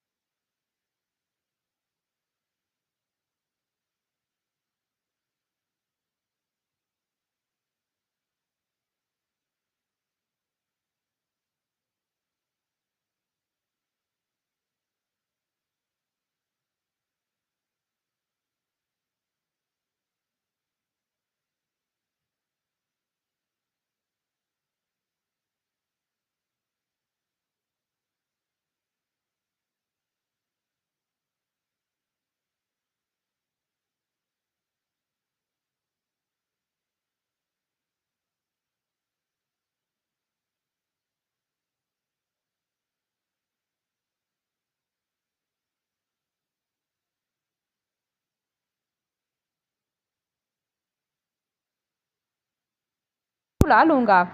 बाबा, आप मामा से नाराज़ हैं? सफ़ा कशफ की तरफ देखकर रूहान से पूछती है, जिस पर कशफ के हाथ रुक जाते हैं जिनसे वो अहमद को खाना खिला रही होती है, और रूहान पहले चुप फिर मुखातिब होता है। नहीं बेटा, मैं नाराज़ नहीं हूँ, बस आपकी मामा ने मुझे बहुत हर्ट किया है। बस ये कहना था कि कशफ फ़ौरन सफ़ा के हाथ से मोबाइल ले लेती है। रूहान, मैं बच्चों को लेकर पाकिस्तान आ रही हूँ, तुम प्लीज़ मुझे माफ़ कर दो। वो इतनी मासूमियत से कहती है कि रूहान के चेहरे पर एकदम ही मुस्कुराहट आ जाती है। मैं आपका वेलकम करूँगा एयरपोर्ट पे, मगर मुझे थोड़ा वक्त लगेगा। बच्चों के स्कूल के सारे डॉक्यूमेंट्स लेने हैं ताकि बच्चों को वहाँ एडमिशन लेने में कोई परेशानी ना हो। वो भी सही थी तो रेहान भी इस बात में सर हिलाता है। अंकल की तबीयत कैसी है? अभी ठीक नहीं है, दुआ करो बस। रूहान अपने बाप को देखकर कहता है, जो लेटे होते हैं। अल्लाह सेहत दे उन्हें। अरे सफ़ा, बात तो करने दो। कशफ अभी बोल ही रही होती है कि सफ़ा फ़ौरन उसके हाथ से मोबाइल ले लेती है। बाबा, मेरी दादों से बात कराएं ना। रूहान उसकी बात पर एक नज़र गफ़ार को देखता है, जो आंखें बंद करे लेटे होते हैं, और हाँ में सर हिलाता गफ़ार के पास जाता है। अब्बू, वो हाथ से उन्हें उठाता है। हाँ, क्या हुआ, क्यों आए हो? वो आंखें खोले बेजारी से कहते हैं। अब्बू, आपकी पोती आपसे बात करना चाहती है। वो मोबाइल की स्क्रीन उनके सामने करके कहता है, जिसमें सफ़ा गफ़ार साहब को देखकर खुशी से हाथ हिलाती है। अस्सलाम वालेकुम दादो, कैसे हैं आप? मैं सफ़ा रूहान गफ़ार। ये पूरा नाम उसे कशफ ने ही लेना सिखाया था। जब भी वो किसी को अपना नाम बताती, यही बताती थी। गफ़ार सफ़ा को देखकर उठकर बैठते हैं और मुस्कुराते हुए उसके हाथ से मोबाइल ले लेते हैं। वालेकुम अस्सलाम, मैं ठीक हूँ, आप कैसी हो मेरी गुड़िया? गफ़ार साहब को ऐसे बोलता देखकर रूहान दिल से खुश होता है, उसे थोड़ा सुकून होता है। दादू, आपकी तबीयत कैसी है? मैं ठीक हूँ, आप दादू के पास आओगी तो दादू और ठीक हो जाएंगे। जी दादू, हम आएंगे। दादू, ये अहमद से बात करें, ये मुझसे मोबाइल छीन रहा है। वो अहमद को गुस्से से घूरती हुई उसे मोबाइल देती है। दादू दादू, आप तैशी हो? दादू, आप ठीक हो? वो भी अपनी बहन की तरह पूछता है तो गफ़ार साहब खुशी से रूहान को देखते हैं। ये तो बिल्कुल तुम्हारी तरह है, तुम्हारी तरह ही बातें कर रहा है। इन्हें भी कुछ याद नहीं होता कि वो रूहान से नाराज़ हैं। इनकी तो आधी बीमारी बच्चों से बात करके ही ख़त्म हो जाती है। और रूहान अपने बाप को खुश देखकर मुस्कुरा देता है। अब न जाने कब तक दादा और पोते की बातें चलनी थी। सर, मैं अंदर आ सकती हूँ? सोहा खान के ऑफिस का दरवाज़ा खोले सर निकाल कर पूछती है, और दखान जो उसी के इंतज़ार में होता है, उसकी आवाज़ सुनकर फ़ौरन इजाज़त देता है। आ जाए मिस सोहा, बैठे और बताएं क्या बात करनी थी आपने मुझसे। वो उसके अंदर आने पर कुर्सी की तरफ इशारा करके कहता है, सर मुझे आपकी मदद की ज़रूरत है। मेरी मदद? मैं कैसे आपकी मदद कर सकता हूँ? वो पीछे कुर्सी से टेक लगाए पूछता है। सर, वो दरअसल बात यह है कि मेरे अब्बू की तबीयत बहुत ख़राब है, उन्हें हार्ट प्रॉब्लम है, तो डॉक्टर ने कहा है कि उनका बाईपास करना होगा, जिसके लिए 20 लाख की ज़रूरत है। मगर सर, हमारे पास इतने पैसे नहीं हैं कि हम उनका इलाज करवा सकें। इसीलिए मैं आपके पास आई हूँ कि आप मेरी मदद कर दें। मैं आपके पैसे बहुत जल्द वापस कर दूँगी। वो उम्मीद भरी नज़रों से देखकर बोलती है, जो बड़े गौर से उसकी बात सुन रहा होता है। अपनी बेटी की तरबियत अच्छी करते, हर बार लड़का कसूरवार नहीं होता। उसकी बात सुनने के बाद हर बार की तरफ उसके कानों में वही जहरीला जुमला गूंजता है, जिसे वो मुट्ठी बंद करे अपना गुस्सा जब्त करता है। ठीक है, मैं आपकी मदद करने के लिए तैयार हूँ, मगर वो कुर्सी से उठकर उसके सामने आकर कहता है, अल्फाज अधूरे ही छोड़ देता है। मगर क्या सर? वो जो उसकी बात पर खुश हो गई थी, लफ्ज़ मगर को सुनकर नासमझी से खड़ी होकर पूछती है, मगर ये कि मैं तुम्हारी मदद कर दूंगा, बदले में तुम्हें भी मेरे लिए कुछ करना होगा। वो उसका ऊपर से नीचे तक जायज़ा लेते हुए खबासत से कहता है, और सोहा उसकी बात और नज़र का मफहूम समझकर गुस्से में आ जाती है। आपकी हिम्मत कैसे हुई मुझसे ऐसी घटिया बात करने की?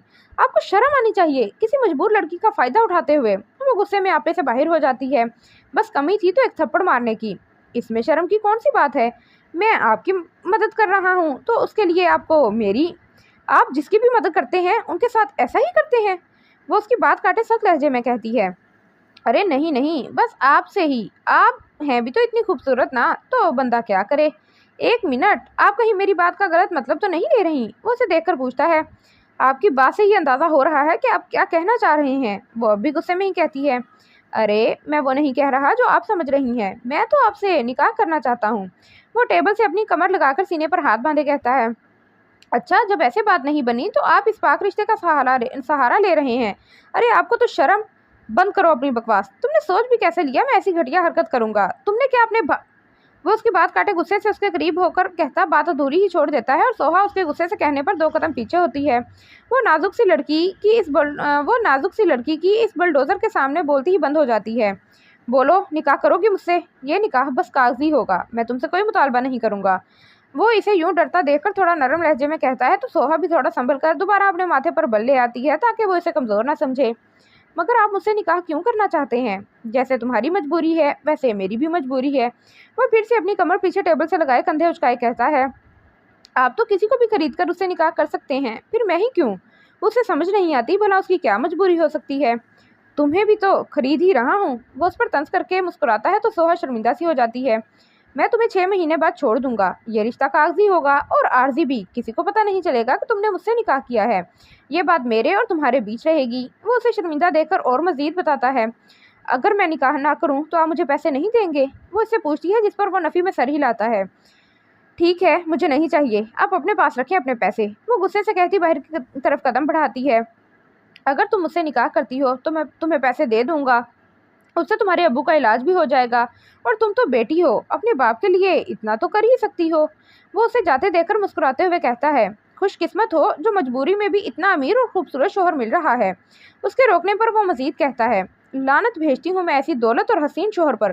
वो गुस्से से कहती बाहर चली जाती है और दखान मुस्कुराता हुआ गहरी सांस लेकर अपनी चेयर पर आके बैठता है। जो तू रुस जानी है, दिल ये टूट जानी है। अरे नहीं, ये गाना सूट नहीं कर रहा। वो कौन सा गाना था यार? वो गाना गा के बीच में ही छोड़कर दूसरा गाना सोचता है। हाँ, ये वाला, ठुकरा के मेरा प्यार मेरा इंतकाम देखेगी। वो हंसता हुआ कुर्सी को झूले देते हुए गुनगुनाता है, अब तुम्हें अपनी बदतमीजी का भी हिसाब देना होगा सोहा गफ्फार। वो चेहरे पर सख्ती लाकर कहता है और फिर मुस्कुरा देता है। Game start dear Soha. कौन है? आ रही हूँ, सब्र करो। आसिया जो सहन में बैठी सब्जी काट रही होती है, दरवाज़ा बजने पर सब्जी छोड़े उठते हुए कहती है, सोहा इतनी जल्दी आ गई तुम? वो जैसे ही दरवाज़ा खोलती है तो सामने सोहा को देखकर हैरानी से पूछती है और सोहा उन्हें जवाब दिए बगैर एक नज़र देखकर उनकी साइड से निकलती अपने कमरे की तरफ जाती है। सोहा क्या हुआ है? सोहा बताओ तो। वो भी दरवाज़ा बंद करे उसके पीछे आती है, मगर उस तक पहुंचने से पहले ही वो कमरे में दाखिल होकर दरवाज़ा ज़ोर से बंद कर देती है। वो कमरे में आते ही अपनी चादर और बैग को उतारकर ज़ोर से बेड पर पटकती है और फिर वही बेड पर बैठे दोनों हाथ मुंह पर रखे रोने लग जाती है। उसे आज पता नहीं क्यों अजीब लग रहा था। उसे दुकान से ज़्यादा अपने ऊपर गुस्सा आ रहा था कि वो क्यों गई वहाँ। ना वो जाती और ना ही वो कोई ऐसी बात करता। सोहा बेटा, कोई बात हुई है? बताओ तो। सोहा मेरा दिल बैठा जा रहा है, कुछ तो बोलो। सोहा को मुसलसल आसिया की आवाज़ आती है, मगर उसकी हिम्मत नहीं होती कि उनका सामना करे। उसे खुद से शर्म आती है कि दुकान दुरानी उसके बारे में ऐसी घटिया सोच रखता है। वो आसिया को जवाब देने के बजाय अपने आंसू साफ करे वॉशरूम में जाती है और वहां जाकर बेसन के सामने खड़ी होकर अपने आप को शीशे में गौर से देखती है। गोरी साफ शफाफ रंगत, जिस पर एक धब्बा भी नहीं, मुड़ी हुई पलकें, गुलाबी पंखड़ी जैसे खूबसूरत होंठ, ब्राउन बड़ी आंखें, काले लंबे बाल। वो थी भी तो इतनी खूबसूरत जो एक बार देखे देखता रह जाए। आप जिसकी भी मदद करते हैं उनके साथ भी ऐसा ही करते हैं? अरे नहीं नहीं, बस आपसे ही। आप हैं भी तो इतनी खूबसूरत, तो बंदा क्या करे। उसके कान में दखान के अल्फाज गूंजते हैं जिस पर वो गुस्से से नल खोले अपने मुंह पर पानी के छींटे मारती है। मैं अपना चेहरा तुम्हारी गंदी नज़रों से पाक करूंगी दखान दुरानी। वो अपना चेहरा साबुन से मलते हुए कहती है और न जाने कितनी बार मुंह धो लेती है। उसे देख के ऐसा लग रहा था जैसे वो अपने चेहरे से गंदी चीज़ साफ कर रही हो और वो गंदी चीज़ दखान की नज़रें थीं। उसे अब भी अपने चेहरे पर उसकी नज़रें महसूस हो रही थीं जिस पर वो मुसलसल पानी बहा रही थी। अम्मी क्या हुआ, आप यहाँ क्यों खड़ी हैं? रोहान जो अभी ही बाहर से आता है तो आसिया को सोहा के कमरे के बाहर टहलता हुआ देखकर उनके पास आकर पूछता है, रोहान अच्छा हुआ तुम आ गए। पता नहीं सोहा को क्या हुआ है, दरवाज़ा ही नहीं खोल रही। ऑफिस से आते ही अपने कमरे में चली गई। उसकी आंखें बता रही थी कि वो रोई है। आसिया रोहान को परेशानी से कहती है, अच्छा रुके, मैं बात करता हूँ उससे, आप परेशान ना हो। वो आसिया को दिलासा देकर सोहा के कमरे का दरवाज़ा खटखटाता है। सोहा, सोहा दरवाज़ा खोलो, क्या हुआ है? सोहा, रोहान की आवाज़ सुनकर सोहा अपना चेहरा उठा के शीशे में देखती है। उसकी आंखें रोने के बायस लाल और सूज गई थीं, जबकि चेहरा मुंह धोने के बायस गीला हो रहा था। वो जल्दी से अपना मुंह दुपट्टे से साफ करती बाहर आती है। सोहा बेटा दरवाज़ा खोलो। वो बोलता ही है कि सोहा दरवाज़ा खोल देती है तो आसिया भी उसके सामने आती है। सोहा क्या हुआ है, तुम रोई हो? रोहान उसका चेहरा अपने हाथों में लेकर बड़े प्यार से कहता है तो सोहा दोबारा से रोने लग जाती है। भाई पैसों का इंतज़ाम नहीं हुआ। वो नज़रें नीचे किए कहती है, तो इसमें रोने वाली कौन सी बात है, हो जाएगा पैसों का इंतज़ाम भी। तुम रो तो मत, ऐसे करोगी तो अम्मी की तबीयत भी ख़राब होगी। तुम चाहती हो कि अम्मी भी बीमार हो जाएं। वो उसे प्यार से समझाता है जिस पर सोहा मासूमियत से नफ़ी में सर हिलाती है। तो बस फिर रोना बंद करो और तैयार हो जाओ, अब्बू बुला रहे हैं तुम्हें। वो उसके आंसू साफ करता है तो सोहा भी इस बात में सर हिलाती है। गुड, जब तक तुम तैयार हो तब तक मैं भी कपड़े तब्दील कर लेता हूँ। रोहान उसे कहता अपने कमरे की तरफ जाता है। सोहा, सच बता, बस यही बात है ना, कोई और बात तो नहीं? आसिया को यकीन नहीं आता तो वो सोहा से पूछ ही लेती है। नहीं अम्मी, ऐसी कोई बात नहीं, बस अब्बू के लिए परेशान थी तभी रोना आ रहा है। वो उनसे झूठ बोल देती है। अच्छा ठीक है, जाओ तैयार हो जाओ। वो उसे कहती सहन में जाती है और सोहा वापस कमरे में आकर बेड पर गिरने के अंदाज में लेटती है। अगर मैं भाई को बता देती कि मुझे बॉस ने क्या कहा है तो भाई उसका हशर नशर एक कर देते। वो खुद ही बड़बड़ाती है कि तभी उसका मोबाइल रिंग होता है। वो उठकर मोबाइल उठाती है। ये किसका नंबर है? वो सामने अनजान नंबर देख के सोचती है, फिर किसी ख्याल से उठा ही लेती है। बड़ी देर कर दी कॉल उठाने में मैनेजर साहिबा। फोन में से दखान की भारी आवाज़ सुनकर सोहा को गुस्सा ही आ जाता है। जलील इंसान, तुम्हारी हिम्मत कैसे हुई है मुझे कॉल करने की? अरे अरे, क्या हो गया मैनेजर साहिबा? मैं आपका बॉस हूँ, आप मुझसे ऐसे बदतमीजी से बात नहीं कर सकती, वरना मैं आपको इस जॉब से निकाल भी सकता हूँ। मगर आप फिक्र ना करें, मैं आपको कभी जॉब से नहीं निकालूंगा। उसे सोहा की बात पर गुस्सा तो बहुत आता है, मगर फिर गुस्सा जब्त करके मुस्कुराते हुए कहता है, आखिर को मजबूरी थी उसकी। आप क्या मुझे जॉब से निकालेंगे? मैं ही आपकी जॉब छोड़ती हूँ। मुझे वैसे भी कोई शौक नहीं है ऐसे हवस परस्त इंसान की कंपनी में जॉब करने का जो मजबूर लड़कियों का फ़ायदा उठाते हों। उसे खुद पता नहीं था वो गुस्से में क्या क्या बोल गई है, तो दुकान की गुस्से भरी आवाज़ सुनकर एकदम चुप हो जाती है। अपनी ज़ुबान संभाल कर बात करो मिस सोहा, ये ना हो कि कल आपको इसी हवस परस्त इंसान के पास आना हो मदद के लिए। मैं नहीं आऊँगी, कभी भी नहीं। तो बेहतर होगा आप अपने दिमाग से ये बात निकाल दें और अपने लिए कोई और ढूंढ लें। वो भी सख्त लहजे में कहती है। अगर आप मेरे पास मदद मांगने आएंगी तो इस बार डील में मजीद इजाफा होगा। वो उसकी बात को इग्नोर करे मुस्कुराते हुए कहता है, मैं नहीं आऊँगी और मैं आपकी जॉब भी छोड़ रही हूँ। वो कहते ही कॉल काट देती है। मेरा फ़ोन काट दिया? दखान दुरानी का फ़ोन काट दिया? चलो कोई नहीं, अपने लिए ही सज़ा के पहाड़ बना रही है, मैं क्या कर सकता हूँ। वो मोबाइल को अपने हाथ में घुमाते हुए पीछे कुर्सी से टेक लगाता कंधे उचकाकर बोलता है, चलो अब मुझे ही कुछ करना होगा। वो कुछ सोचकर पीछे हैंग करा अपना कोट उतारकर बाहर की तरफ जाता है। पता नहीं वो क्या करने वाला था अब। सोहा, तुम्हें पता है रोहान के बच्चे बिल्कुल रोहान पर हैं, और अहमर वो तो इतनी प्यारी प्यारी बातें करता है कि दिल चाहता है बस उसकी बातें सुनता रहूं। गफ्फार हंसते हुए सोहा को बताते हैं तो सोहा के साथ वहां मौजूद सबके चेहरे मुस्कुरा जाते हैं। गफ्फार ने भी रोहान को माफ कर दिया था। बेटा था, कब तक नाराज रहते। जी अब्बू, मगर सफ़ा मेरे पर है। अम्मी ने कहा था कि मैं भी सफ़ा की तरह थी। वो जल्दी से कहती है, हाँ भाई, सफ़ा जोहा पर गई है, सोहा भी बचपन में ऐसी ही थी। आसिया रोहान के मोबाइल में सफ़ा की तस्वीर देखते हुए कहती हैं, रोहान तुम अब जल्दी से अपनी बीवी बच्चों को बुला लो, बस अब सब्र नहीं होता। जी अब्बू, वो लोग जल्दी ही आएंगे। मैंने कहा था कश्यप को कि मैं जितना जल्दी हो सके आने की कोशिश करे। वो अपने बाप की बेचैनी देखकर मुस्कुराते हुए कहता है और सोचता है कि चलो शुक्र, अब्बू ने माफ़ तो कर दिया। अब्बू, मुझे लगता है अहमर आपके पास ही रहा करेगा। देखा नहीं कैसे अब्बू से बातें कर रहा था। सैफ अपने बाप की टांगें दबाते हुए कहता है। रोहान और सैफ गफ्फार की टांगें दबा रहे थे। सोहा अपने बाप को सेब के स्लाइस काट कर दे रही थी, जबकि आसिया सामने ही सोफे पर बैठी रोहान के बच्चों की तस्वीरें देख रही थी। हाँ तो दादा हूँ, दादा पोतों में तो वो थोड़ा फखर से कहते हैं तो सब मुस्कुरा देते हैं और सोहा शुक्र अदा करती है कि उसकी फैमिली दोबारा पहले जैसी हो गई है। सब खुश हैं, मगर वो एक आने वाले तूफान से अनजान थी। आज कैसे याद कर लिया मुझे दखान दुरानी ने। बस कभी कभी डॉक्टर से भी काम पड़ जाते हैं। वो कुर्सी खींचकर बैठते हुए मुस्कुराते हुए कहता है, कभी बगैर काम के भी याद कर लिया करो, हर वक्त काम काम काम। कभी दादी की तबीयत के लिए आते हो, कभी अंकल की। वैसे दादी अब कैसी हैं? वो उस पर तंज करता है। डॉक्टर समद खान का क्लास फेलो था, मैट्रिक तक तो दोनों साथ ले लिया था, मगर दोनों में दोस्ती अभी तक कायम थी, बहुत कम। हाँ अल्लाह का शुक्र है, दादी बिल्कुल ठीक है। तुम वो सुनो जिस काम से मैं आया हूँ। हाँ बोलो, क्या काम है? वो आंखें घुमाकर काम पर जोर देकर बोलता है, तुम्हारे हॉस्पिटल में कोई हार्ट पेशेंट है? वो थोड़ा उसकी तरफ झुककर पूछता है, हमारे हॉस्पिटल में तो बहुत से हार्ट पेशेंट हैं, तुम किसके बारे में बात कर रहे हो? गफ्फार, गफ्फार नाम है पेशेंट का। वो जल्दी से बोलता है, अच्छा गफ्फार साहब की बात कर रहे हो? ओ हाँ, वो डॉक्टर आरिफ के पेशेंट थे, मगर अभी कुछ दिनों से वो आउट ऑफ सिटी गए हैं तो मैं उनका इलाज कर रहा हूँ। उनका बाईपास होना है, मगर उनकी फैमिली के पास पैसे अरेंज नहीं हो रहे। और तुम्हें पता है कि ये गवर्नमेंट हॉस्पिटल तो नहीं है जो हज़ारों में काम हो जाए। इधर यह असूल है कि पहले पैसे जमा कराओ फिर इलाज होगा। वो याद आने पर बोलता है, हाँ ये तो है। वो इतना कहकर सोचता है कि उससे बात कैसे करे। वैसे वो कौन है तुम्हारे वैसे वो कौन है तुम्हारे? वो उससे पूछता है, जिस पर वो मुस्कुरा देता है। वो मेरे होने वाले ससुर हैं। क्या तुम्हारे ससुर हैं? तो पहले क्यों नहीं बताया? नहीं नहीं, कोई ज़रूरत नहीं कुछ करने की, तुम बस मेरा एक काम कर दो। वो नफ़ी करके अपने मतलब की बात करता है तो समद भी सर हिलाता है। हाँ कहो क्या बात है, मेरे बस में हुआ तो ज़रूर करूँगा। वो दरअसल गफ्फार साहब का जो बेटा है ना, वो नहीं चाहता कि वो ठीक हो। अगर उनकी डेथ हो गई तो सारी जायदाद उसके नाम होगी, तभी वो उनके इलाज के पैसे नहीं दे रहा, जबकि उसके पास हैं पैसे।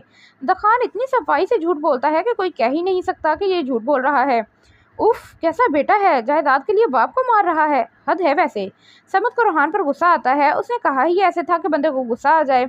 अब तुमने मेरा ये काम करना है कि तुमने उन्हें जाकर कहना है कि कल तक पैसों का इंतजाम करो, वरना आपके अब्बू को कुछ भी हो सकता है। पर ऐसा करने से क्या होगा, उसे समझ नहीं आती कि वो क्या कहना चाह रहा है। ऐसा करने से उनकी बेटी यानी मेरी होने वाली बीवी मेरे पास आएगी पैसे लेने। तो अच्छा अच्छा दखान, मैं समझ गया हूँ तुम क्या कहना चाह रहे हो। वो दुकान की बात काट कर मुस्कुराते हुए कहता है, जिस पर दखान भी मुस्कुरा देता है। अच्छा फिर बताओ क्या समझ गए हो, वो आईब्रो उठाकर पूछता है, जिस पर समझ भी मुस्कुरा कर बताता है, तुम इस लड़की को पसंद करते हो और तुम चाहते हो कि वो तुमसे पैसे मांगने आए और तुम उसकी मदद करके उसके दिल में अपने लिए जगह बना लो, राइट। उसने किसी हद तक अंदाज़ा सही लगाया था, तो दखान ने भी उसको इसी के अंदाजे में रहने दिया। वाह क्या अंदाज़ा लगाया है, अब तुम मेरा काम कर देना। हाँ कर दूंगा, बल्कि अभी ही जाकर इनकी जो मशीन लगी है तो दिल की धड़कन तेज़ कर देता हूँ, वो भी इसी का दोस्त था। हाँ जो करना है करो, बस वो मेरे पास आनी चाहिए। वो खड़ा होकर अपना कोट दुरुस्त करता पैंट की जेब में हाथ डालता है। अगर तुम कहो तो मैं उसे कह भी देता हूँ। नहीं तुम कुछ भी नहीं कहना, वो खुद ही आ जाएगी। वो नफ़ी में सर हिलाता कहता है, चलो ठीक है। अच्छा उनका बेटा भी सही है ना। वो बोलकर उसे देखता है, जिस पर वो हंसता हुआ बाद में सर हिलाता है। मुझे पहला ही लगा था कि क्यों वो और कि क्यों वो ऐसे लगा ही नहीं मुझे, वो तो बहुत खिदमत कर रहा था अपने बाप की। अच्छा छोड़ो अब मैं चलता हूँ, तुम यहाँ से मेरा काम कर देना। वो कहकर अपना मोबाइल टेबल से उठाता बाहर की तरफ जाता है और समद उसके जाते ही मुस्कुराता हुआ उसकी शान में एक फिक्रा बोलता है, दखान दुरानी जैसा शैतान कभी पैदा ही नहीं हुआ। ये बंदा वो कुछ करता है जिसकी खबर अगले बंदे के फरिश्तों को भी नहीं होती। ना जाने ये बंदा क्या चीज़ है।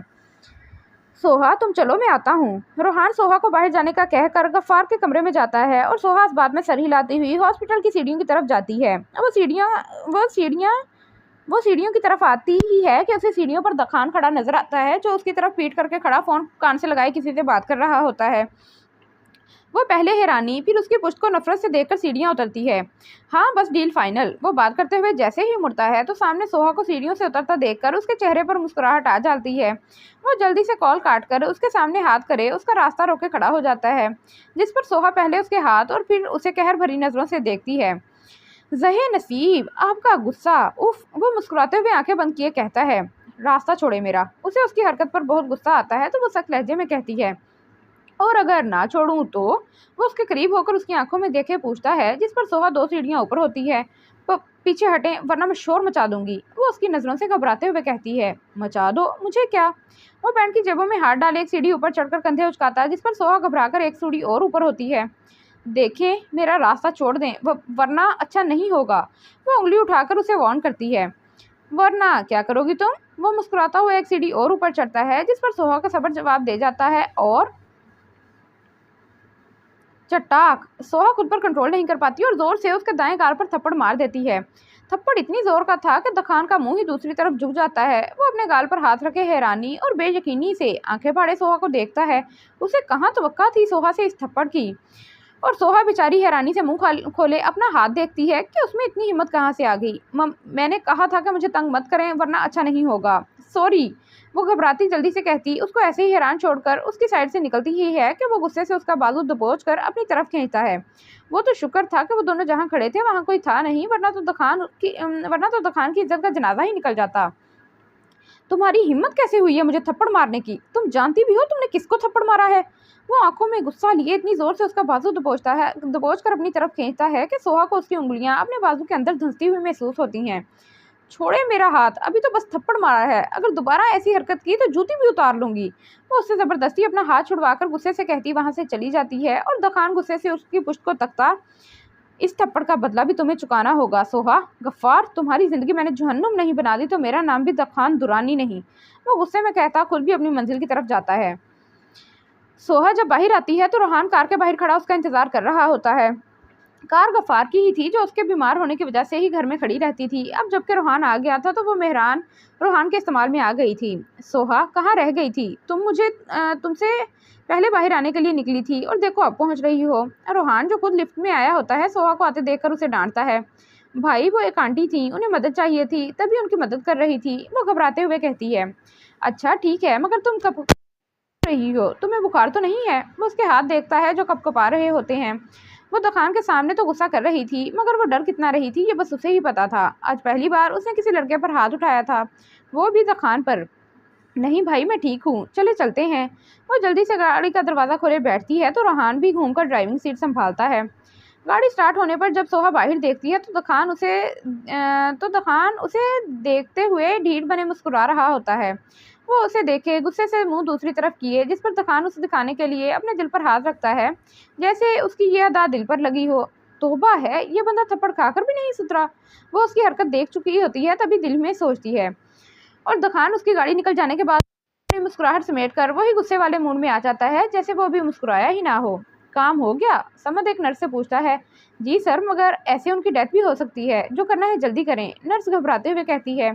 ठीक है, तुम जाओ और पहले उनके बेटे को और फिर मुझे आकर बताना, ठीक है? वो उसे समझाते हुए कहता है, जिस पर वो उस बात में सर हिलाती बाहर चली जाती है। और वो सामने टेबल से अपना मोबाइल उठाता नंबर डायल करता है, जो एक दो बैल के बाद उठा लिया जाता है। हाँ बोलो, हो गया काम? फ़ोन में से दुकान की बेचैनी सी आवाज़ गूंजती है। नहीं, अभी मैंने नर्स को भेजा है, वो उनके बेटे को बताएगी कि आपके अब्बू की अचानक तबीयत ख़राब हो गई है। रात तक देखना, वो लड़की तुम्हें ज़रूर कॉल करेगी। और अगर मेरा काम नहीं हुआ तो तुम जानते हो मैं क्या कुछ कर सकता हूँ। हाँ मैं जानता हूँ, तुम्हारा काम हो जाएगा, तुम फिक्र मत करो। वो उसे तसल्ली देता है। देखते हैं। आगे से दुकान बस इतना ही कहता है। हाँ देख लेना। अच्छा चलो बाय, मुझे तुम्हारा काम भी करना है, फिर बात होती है। वो उसकी बातों से डरते हुए जल्दी से कहकर फ़ोन रख देता है। उफ, अल्लाह करे वो लड़की चली जाए इसके पास पैसे मांगने, वरना ये मुझे मार देगा। वो मोबाइल सामने करता सर झटकता है। आपके अब्बू की तबीयत एकदम बिगड़ गई है, प्लीज़ आप जल्दी पैसों का बंदोबस्त करें। उनका बाईपास जल्द करना होगा। नर्स गफ्फार के कमरे से बाहर आकर रूहान को बताती है। क्या हुआ है अब्बू को? अभी तक तो ठीक थे, मैं खुद कर देख कर आया था। वो परेशानी से खड़ा होकर कहता है। ये हार्ट पेशेंट हैं, तबीयत खराब हो जाती है, आप बस जल्दी से पैसों का इंतजाम करें, मैं जब तक डॉक्टर को बुलाती हूँ। वो नज़र चुराकर कहती समद के कमरे की तरफ जाती है और रूहान को कुछ समझ नहीं आता कि वो क्या करे। इतने में ही उसका मोबाइल रिंग करता है। हेलो भाई, क्या हुआ? आपकी आवाज़ को अब्बू तो ठीक है ना? सोहा रूहान की लड़खड़ाती आवाज़ सुनकर परेशान हो जाती है। सोहा, अब्बू की तबीयत अचानक ही ख़राब हो गई है। ये लोग कह रहे हैं कि हमें जल्द से जल्द बाईपास करना होगा, मगर इससे पहले हमें पैसे जमा करवाने होंगे। रूहान भीगी आवाज़ में कहता है। भाई आप उनको बोले ना कि हम दे देंगे पैसे, मगर इलाज तो कर दें। सोहा, वो नहीं मान रहे। ये लोग इंसान ही नहीं हैं, इन्हें लोगों से ज़्यादा पैसे अजीज़ हैं। अब मैं क्या करूँ? तुम फ़ोन रखो, मैं करता हूँ बात किसी से। वो उन्हें बुरा भला कहकर फ़ोन रखता है और सोहा फ़ोन कान से हटाकर रोने लग जाती है। क्या करूँ? मैं कहाँ से पैसे लाऊँ? दखान से पैसे मांग लूँ? नहीं नहीं, मैं ये नहीं कर सकती। वो कितनी घटिया सोच का मालिक है। वो सोचकर खुद ही नफी करती है। सोहा, अपने बाप को बचाना है तो कुर्बानी देनी होगी। सोहा को अपने दिल से ही आवाज़ आती है। नहीं, अगर बाप को पता चला कि मैंने छुपकर निकाह किया है तो वो वैसे ही मर जाएंगे। लेकिन वो तुम्हें 6 महीने बाद छोड़ भी तो देगा, तो अभी तुम्हारा बाप अजियत में है, इसका सोचो। कल किसने देखा है? आज जो है उसका सोचो। उसे फिर से दिल से आवाज़ आती है। दिमाग और दिल की इस जंग में वो अपना सर थाम कर बैठ जाती है। उसे समझ नहीं आता कि वो क्या करे। फिर वो आखिरी फैसला ले ही लेती है और मोबाइल उठाकर नंबर डायल करती है। क्या वो मेरी मदद करेगा? आज तो मैंने उसे थप्पड़ भी मारा था। वो फ़ोन कान से लगाए अपने नाखून खाती हुई सोचती है। बेल मुसलसल जा रही होती है, मगर कोई उठा नहीं रहा होता। क्या है, फ़ोन क्यों नहीं उठा रहे? वो बेजारी से फ़ोन कान से हटाए बड़बड़ाती है और फिर दोबारा कॉल मिलाती है। दखान आराम से अपने कमरे में औंधे मुंह लेटा सो रहा होता है कि उसका मोबाइल रिंग करता है, जिसे तो वो पहले तो उठाता ही नहीं, फिर जब तंग हो जाता है तो साइड टेबल पर हाथ मारकर मोबाइल उठाता बंद आंखों से ही यस करे कान से लगाता है। हेलो, नींद में डूबी बंद आंखों से कहता है, जिस पर सोहा उसकी आवाज़ सुनकर अपने होंठ काटती है। उसे समझ नहीं आता कि कैसे बात शुरू करे। कौन हो? अगर अपनी सांसों की ही आवाज़ सुनानी है तो सुबह कॉल करना, बाय। वो किसी को ना बोलता देखकर बेजारी से कहता फ़ोन काटने ही लगता है कि नहीं प्लीज़ कॉल मत काटिएगा, मुझे बात करनी है आपसे। सोहा जल्दी से उसे कहती है तो दुकान की आंखें उसकी आवाज़ सुनकर एकदम खुल जाती हैं। वो जल्दी से मोबाइल अपनी आंखों के सामने करता है, जिससे कमरे में अंधेरा होने के बायस मोबाइल की रोशनी उसके चेहरे पर पड़ती है। सामने नंबर देखकर उसके होंठों पर फतह से मुस्कुराहट आ जाती है। जिस पर वो दोबारा फ़ोन कान से लगाता है। आज कैसे याद कर लिया आपने मैनेजर साहिबा, मुझ जैसे हवसप्रस्त और घटिया इंसान को। वो मुस्कुराता हुआ अपना एक हाथ सर के नीचे रखते हुए कहता है, जबकि दूसरे हाथ से मोबाइल कान से लगाया होता है। सोहा उसकी बात को इग्नोर करे अपने मतलब की बात करती है। सर, अब मुझे क्या कहा? सर, नहीं नहीं, आप मुझे घटिया, हवसप्रस्त या चोर कह सकती हैं। मैं माइंड नहीं करूंगा। वो उसकी बात काटे कहता है, जिस पर सोहा मोबाइल कान से हटाकर अपने सामने करे उसे घूरती है, जैसे मोबाइल नहीं दखान हो सामने। मुझे पैसे चाहिए, प्लीज आप मेरी मदद कर दें। वो दोबारा फोन कान से लगाए अपना गुस्सा जब्त करे कहती है, मजबूरी ना होती तो वो कभी उसकी बकवास नहीं सुनती। ये क्या बात कर दी आपने? मेरी तो सारी दौलत आपकी है, लेकिन उसके लिए मैं तैयार हूँ, आपसे निकाह के लिए। बस आप मेरे अब्बू का इलाज करवा दें। वो उसकी बात मुकम्मल होने से पहले ही कह देती है, जिस पर वो मुस्कुरा देता है। मगर मैंने कहा था कि डील में भी इजाफा होगा। वो उसे याद दिलाता है, जिससे सोहा के माथे पर बल आ जाते हैं। ये कब कहा आपने? मुझे नहीं याद। उसे सच में याद नहीं होता। मैंने कहा था आपको याद नहीं होगा। खैर, डील जब निकाह होगा उससे कुछ मिनट पहले बताऊंगा। अभी तुम्हारे अब्बू का बाईपास होना ज्यादा जरूरी है, इसलिए मैं अभी पैसे भिजवा रहा हूँ। हॉस्पिटल एक आदमी के हाथ, तुम वहां से उसे ले लेना। मैं तुम्हें उसकी पिक भी सेंड कर देता हूँ। वो अपने ऊपर से कंफर्टर उठाता हुआ अपने बालों में हाथ फेर कर बैठता है। ठीक है, आप मुझे सेंड कर दें। अच्छा सुनो। सोहा जो मोबाइल कान से हटा रही होती है, उसकी आवाज पर दोबारा कान से लगाती है। जी? तुमने थप्पड़ बहुत जोर से मारा था, अभी तक जलन हो रही है। वो अपना गाल मलते हुए कहता है, जिस पर सोहा सॉरी सर कहकर कॉल काट देती है, तो दखान भी मुस्कुराता हुआ मोबाइल कान से हटाता है। चलो जी, खेल शुरू। इलाही बख्श, इलाही बख्श। वो खुद से कहता है इलाही बख्श को आवाज लगाता है, जो ठीक 30 सेकंड में उसके सामने होता है। जी साहब जी, खैरियत? इस वक्त बुलाया? वो कमरे में आंखें मसलते हुआ आते ही घड़ी की तरफ देखता है, जो रात के 3 बजा रही होती है। हाँ, मैं एक चेक देता हूँ। जिस हॉस्पिटल में दादी को लेकर जाते हैं ना, वहीं बाहर ही एक लड़की खड़ी होगी, उसे दे आना। वो साइड टेबल की दराज खोलकर एक चेकबुक निकालते हुए कहता है, जिस पर इलाही बख्श इस बात में सर हिलाता है। ये चेक रखो और जरा एक अपनी तस्वीर खिंचवाओ। वो उसे चेक देकर अपना मोबाइल उठाते हुए कहता है, साहब जी, मैं बालों में कंघी कर लूं? वो कैमरा ऑन होते देखकर फौरन कहता है, जिस पर तखान माथे पर बल डाले इस बात में सर हिलाता है। तो वो जल्दी से अपनी जेब से एक छोटी सी कंघी निकालता, अपने बालों में कंघी करके जेब से एक छोटा सा शीशा निकालकर अपने आप को देखता है।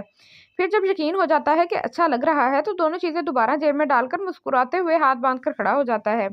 जिसको तुम पैसे देने जा रहे हो, उसे दिखाना है कि ये बंदा आ रहा है, ताकि वो तुम्हें पहचान सके। तुम तो ऐसे कर रहे हो जैसे तुम्हारी फोटो मैरिज ब्यूरो भेज रहा हूँ।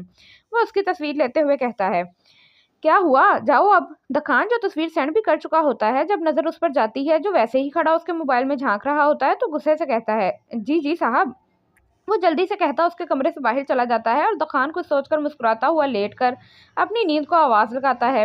उसे बस अब कल का इंतजार था। यही सोचते हुए बहुत जल्द नींद उस पर मेहरबान हो जाती है। सोहा जो अभी ही हॉस्पिटल पहुंची होती है, बाहर खड़ी दखान के इस मुलाजिम को ढूंढती है, जिसकी पिक दखान ने कुछ देर पहले भेजी होती है। कहाँ है? हाँ, वो रहा। वो भी चारों तरफ नजरें घुमा रही होती है कि उसे इलाही बख्श सामने खड़ा नजर आता है, जिसे देख के लगता है कि वो भी सोहा को ढूंढ रहा है। एक्सक्यूज मी, आपको सर खान ने भेजा है? वो उसके पास जाकर पूछती है, जिस पर वो भी उसकी तरफ देखता है। जी, आप मिस सोहा हैं? वो भी तस्दीक करता है, जिस पर सोहा इस बात में सर हिलाती है। जी, मैं सोहा हूँ। ये लीजिए आपकी अमानत। वो एक चेक उसे देता है, जिस पर सोहा उसका शुक्रिया अदा करते हुए हॉस्पिटल के अंदरूनी तरफ जाती है। सोहा जैसे अंदर दाखिल होती है, तो सामने ही रोहान फोन कान से लगाए परेशानी में टहल रहा होता है। भाई, वो उसके पास जाकर उसे मुखातिब करती है, जिस पर रोहान उसे मुड़कर देखता है और देखते ही उसके माथे पर बल आ जाते हैं। तुम इतनी रात को अकेली आई हो, क्यों? भाई, मुझे अब्बू की फिक्र हो रही थी, तो मैं आ गई, और मैंने अम्मी और सैफ को कुछ नहीं बताया, बस अकेले ही आ गई। वो लोग सो रहे थे तो।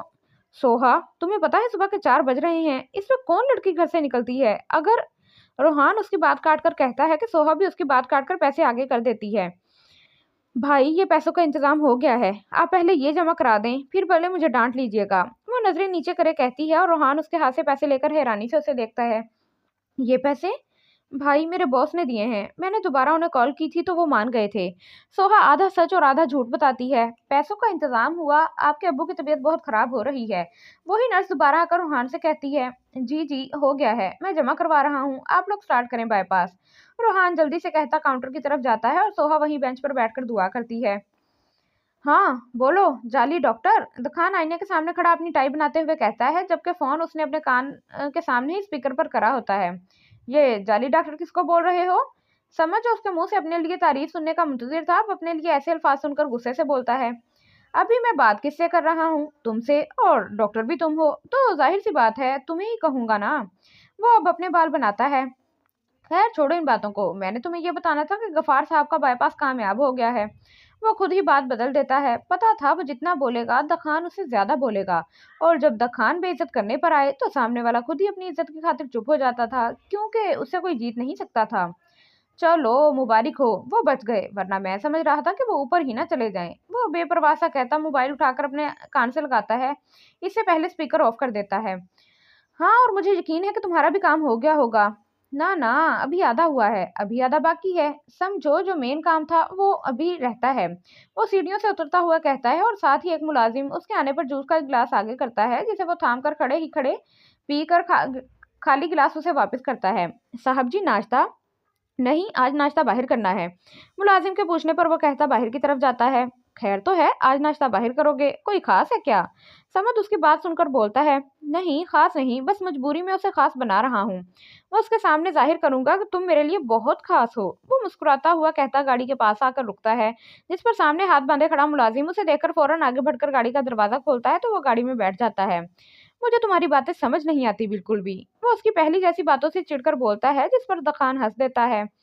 हाँ, तुमने अपना सारा दिमाग डॉक्टर बनने में ही लगा दिया, और दखान की बातें खाली दिमाग में नहीं आती, जाली डॉक्टर। दफा हो जाओ, और अब मुझे दोबारा कॉल मत करना, बदतमीज इंसान। ओके, तुम कौन सा मेरी गर्लफ्रेंड हो जो मैं तुम्हें मनाऊंगा? बाय, वो कहता मुस्कुराते हुए कॉल काट देता है, और समद हेलो हेलो करता ही रह जाता है। कैसे हैं आप बब्बू? सोहा रूहान के आने पर पूछती है, जो अभी गफार के रूम से आया होता है। गफार के बाईपास के बाद उसे रूम में शिफ्ट कर दिया था, और अभी बस एक को मिलने की इजाजत थी, तभी रूहान ही मिलकर आया था। अल्लाह का शुक्र, अब्बू ठीक हैं, अभी उन्हें नींद का इंजेक्शन दिया है, तभी सो रहे हैं।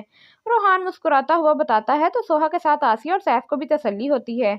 अल्लाह का शुक्र है, सोहा फौरन कहती है, बेशक वही जिंदगी देने वाला था, दखान तो बस एक जरिया था।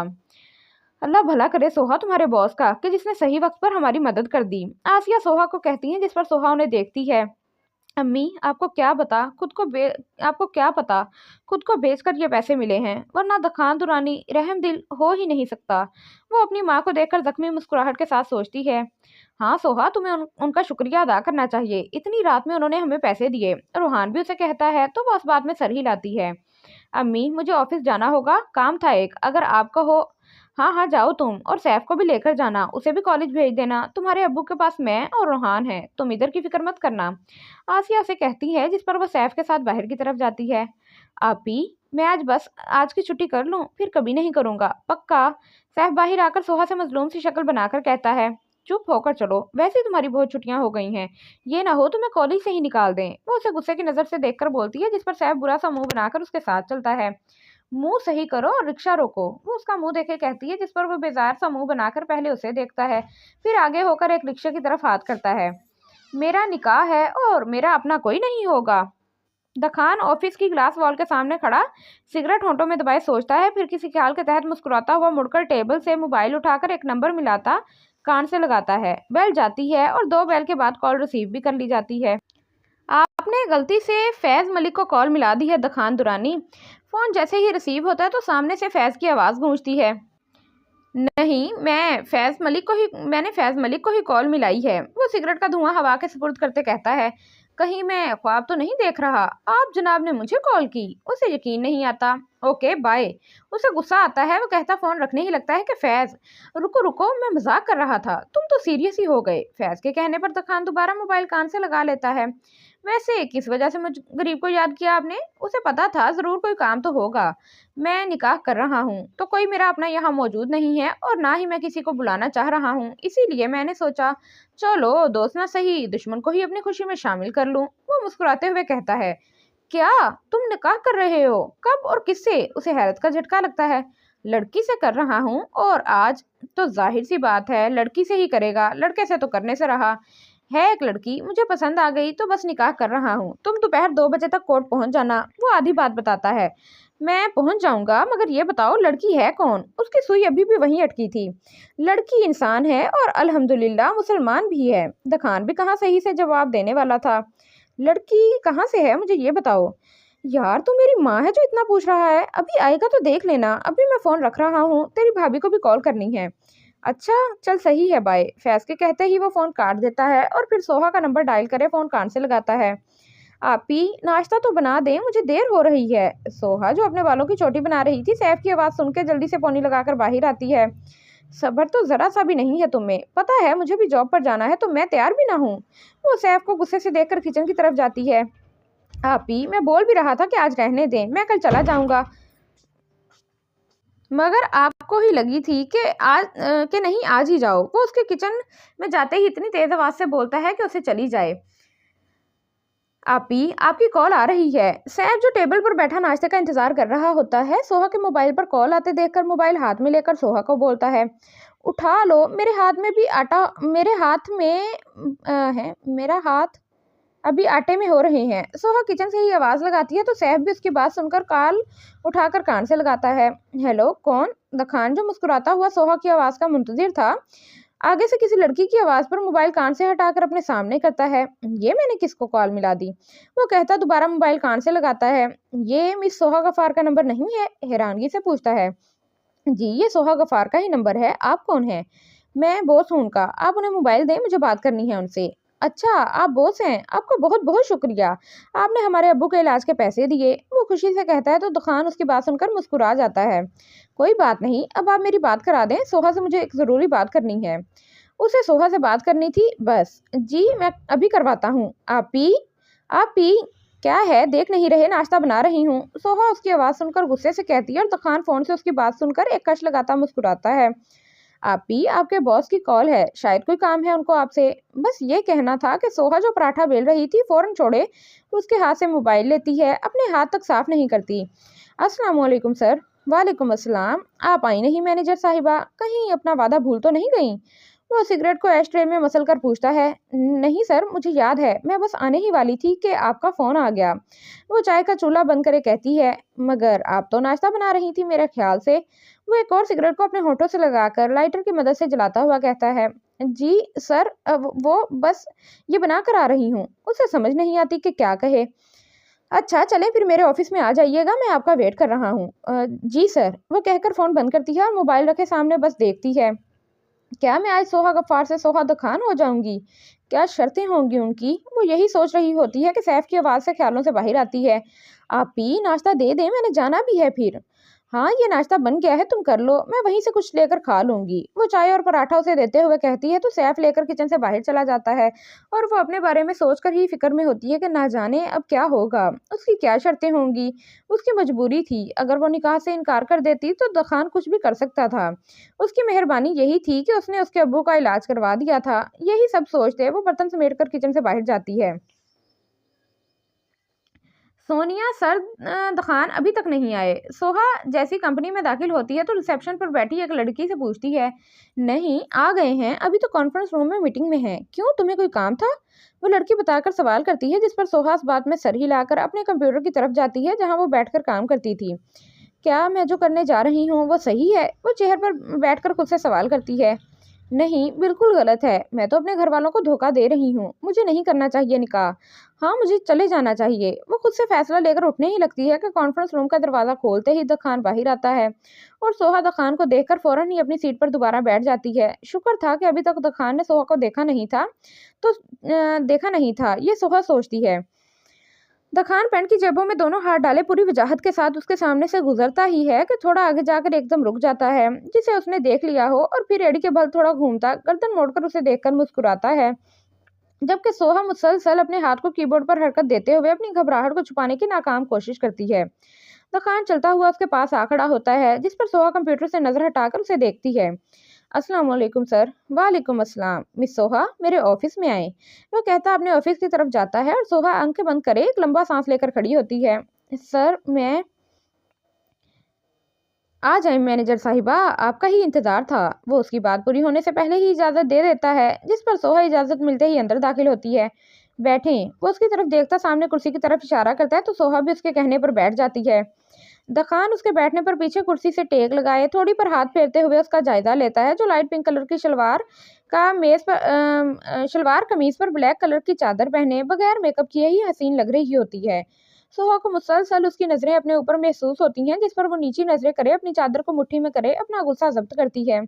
और जब गुस्सा हद से बढ़ जाता है तो उठकर उसके सामने जाकर जोर से उसके मुंह पर थप्पड़ मारती है। और दखान हैरत से उसको देखता है। मिस सोहा, आप मेरी बात सुन रही हैं ना? दखान उसको अपनी तरफ देखता उसके सामने हाथ लहरा कर कहता है, जिस पर सोहा चौंक कर ख्यालों से बाहर आती है। जी सर, क्या कह रहे थे आप? उसे अपनी पोजीशन पर शर्मिंदगी होती है कि वो उसको देख रही थी, पता नहीं कितनी देर से, और शुक्र भी करती है कि अभी जो देखा वो ख्याल था। आप मुझे देखने में इतनी मगन थी कि आपको पता ही नहीं चला कि मैं क्या कह रहा हूँ। वो शरारत से मुस्कुराता हुआ पूछता है। नहीं सर, वो वैसे ही, सॉरी। उसे अब अपने आप पर गुस्सा आता है। आप क्या कह रहे थे? किस डील की बात कर रहे थे? वो बगैर उसकी तरफ देखे पूछती है, जिस पर दखान अपनी मुस्कुराहट समेटकर संजीदगी से बात का आगाज करता है। मेरी दो शर्तें हैं। नंबर 1, मैं जहाँ कहूँगा आपको मेरे साथ चलना होगा। मगर सर, मेरी बात अभी मुकम्मल नहीं हुई मिस सोहा। सोहा जो उसकी पहली शर्त सुनकर ही बोल उठती है। दखान उसे फौरन हाथ के इशारे से चुप करवा देता है, जिस पर वह टेंशन में चुप होकर उसे देखती है। नंबर 2, मुझे सर नहीं दखान कहकर पुकारेंगी, ठीक है? वो बात मुकम्मल करके उससे पूछता है। सर, मैं आपके साथ कहीं नहीं जा सकती। मैं डोंट वरी, हम जब भी कहीं जाएंगे दिन के उजाले में ही जाएंगे और हमेशा पब्लिक प्लेस पर ही जाया करेंगे। वो एक्चुअली मेरी ऑफिस की पार्टीज वगैरह होती रहती हैं, तो तुम्हें मेरे साथ जाना होगा। जहाँ रात में होगी वहाँ मैं खुद ही चला जाया करूँगा। वो उसकी बात काट कर बोलता है तो सोहा सोच में पड़ जाती है। मुझ पर यकीन करो, मैं तुम्हारे साथ कभी कुछ गलत नहीं करूंगा। वो उसकी तरफ थोड़ा झुककर बोलता है तो सोहा उसे एक नज़र देखकर नीचे नजरें करे इस बात में सर हिलाती है, जिससे दखान के चेहरे पर शैतानी सी मुस्कुराहट रक्स करती है। ठीक है, तुम मेरी गाड़ी के पास जाकर खड़ी हो, मैं आता हूँ। वो उसे कहता है तो वो सामने से अपना बैग उठाकर कंधे पर लटकाकर बाहर चली जाती है। और दखान अपनी टेबल की दराज खोलकर उसमें से राबिया की एक फ्रेम की हुई तस्वीर निकालता है।